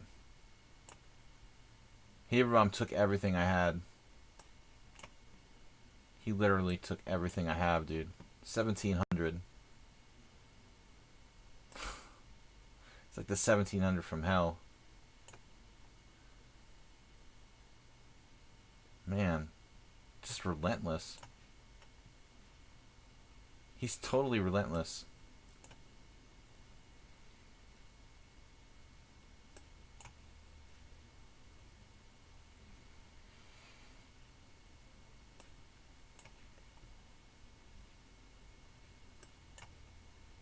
fast too. I don't know how I have this good a score against him. I think his life depended on this game. I'd probably give up at this point if I were black.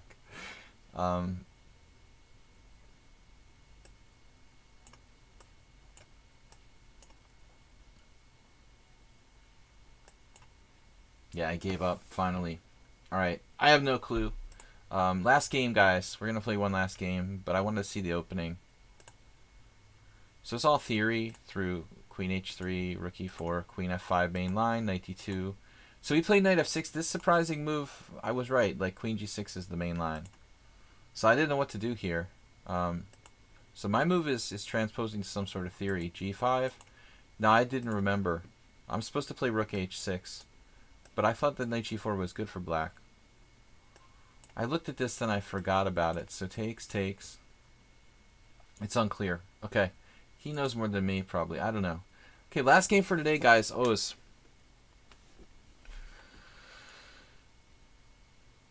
Last game for today.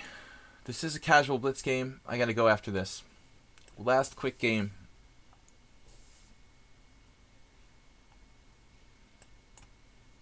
Don't forget, guys. Wolfsing. V. Wolfsing. Wolfson.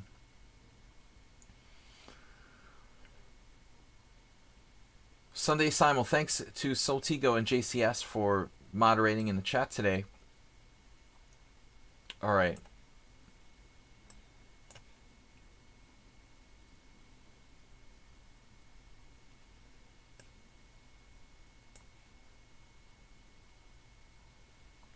Chat moderators. Good chat moderators hard to come by. The Golden Dozen.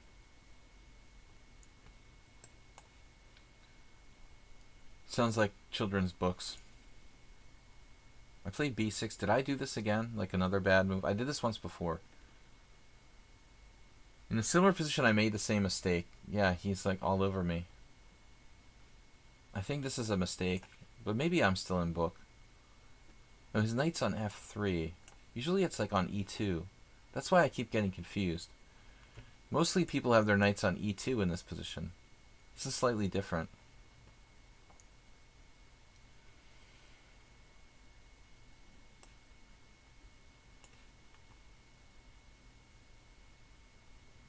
Never played this player before, but it seems like 1700s are starting to play like 2000 players for the most part, especially in the opening.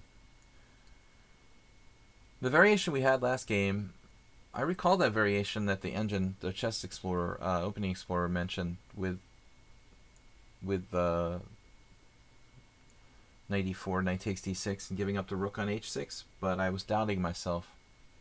I never really studied it well enough to be 100% sure of my memory of the variations. Great predecessors is good stuff. Kasparov.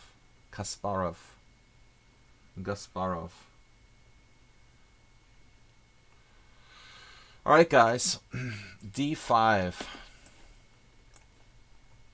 Pawn on c4 becomes a target now. I can hit it a third time with knight to d6. It can be defended again as well, if necessary. But I have takes on d5 at some point. Alright. I'm going to go for the pawn. Queen a4 or queen e2. This is actually maybe good for white.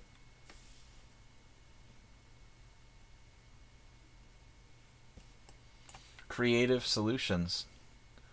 So e5, pawn takes pawn.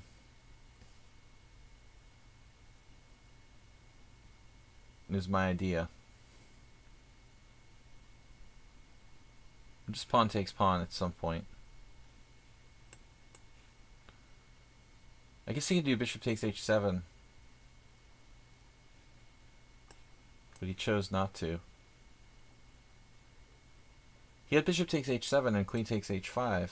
Queen to h5, you know. This way he's lost the pawn. I don't know if he feels he has compensation or he just missed it. Difficult to say. But I'm happy to eliminate that powerful central pawn. I don't think I handled this really right.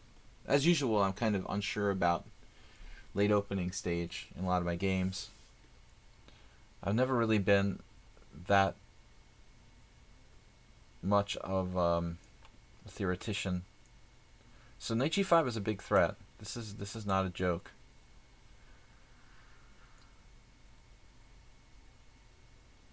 c4 is an interesting move that would drive him back, though. Giving up the d4 square. Maybe not such a big deal.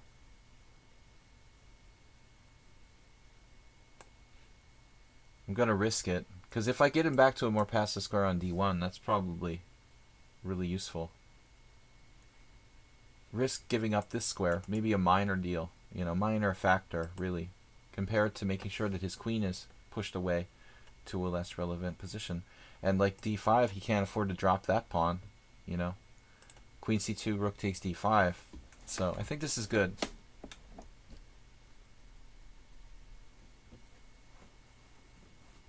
Last game, guys. We're out of here. So I will see you on Sunday. Finish this one up. c4. Alright, so my plan was to play rook e4. Stick with the plan. This pawn looks kind of lonely over here. Do you feel lonely? I've got knight b3. Just winning the exchange. Didn't even realize. So this is a mop-up operation.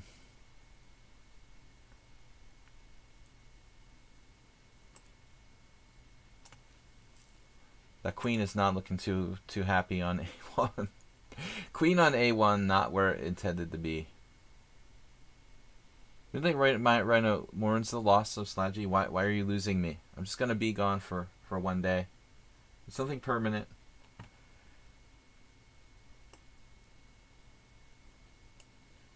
Stay active. Make sure all your pieces work. Happy family. Let all your positions be coordinated.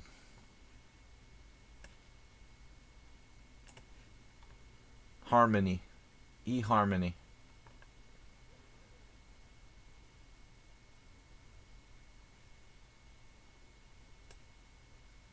Oh, this move is kind of getting creepy, though.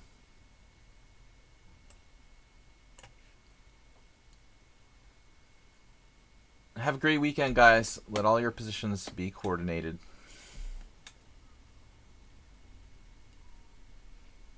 Alright. Thanks again to JCS and Soltigo. Thanks, guys, for supporting the stream. Now, White is getting kind of crafty here. He's down a exchange. That's not that much material. I'm getting a little bit worried.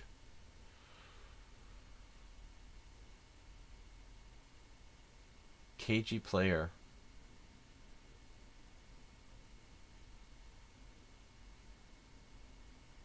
I don't really want to lose my d7 pawn. I don't really want to lose any of my pawns, to be frank.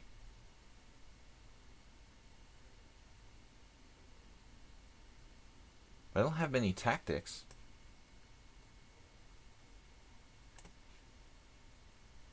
Seems like a strange decision. Whoa. He's giving up the g2 pawn. Speaking of strange decisions, wow. Alright.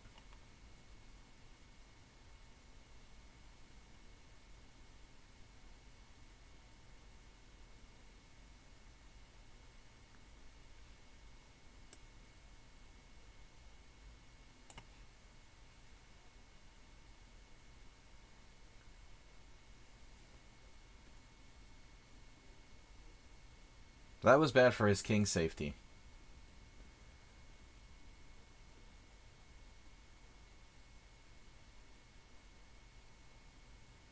Bad for overall king health.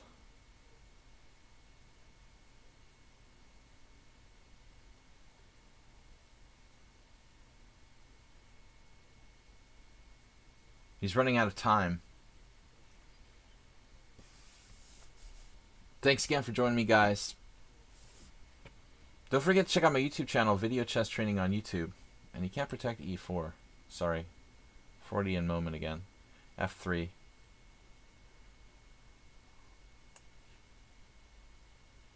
So bishop d4, not the best move. He had to play h3 there, and I think he can kind of hang on for a while, it looks like.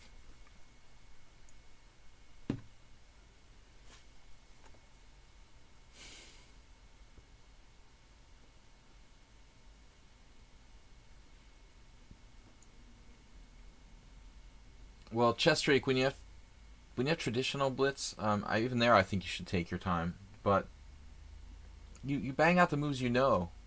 But it's hard to know the moves 20 moves deep, I mean, in any given position. Alright guys, thanks again. I'm out. I will see you on Sunday. Last game. Congratulations to everybody for a successful stream again. Queen takes, knight takes. Mr. Knight is going, and it's mate. Thank you for the games, guys. Have a great weekend. See you Sunday. From the Pandas. Bye-bye. Bye-bye.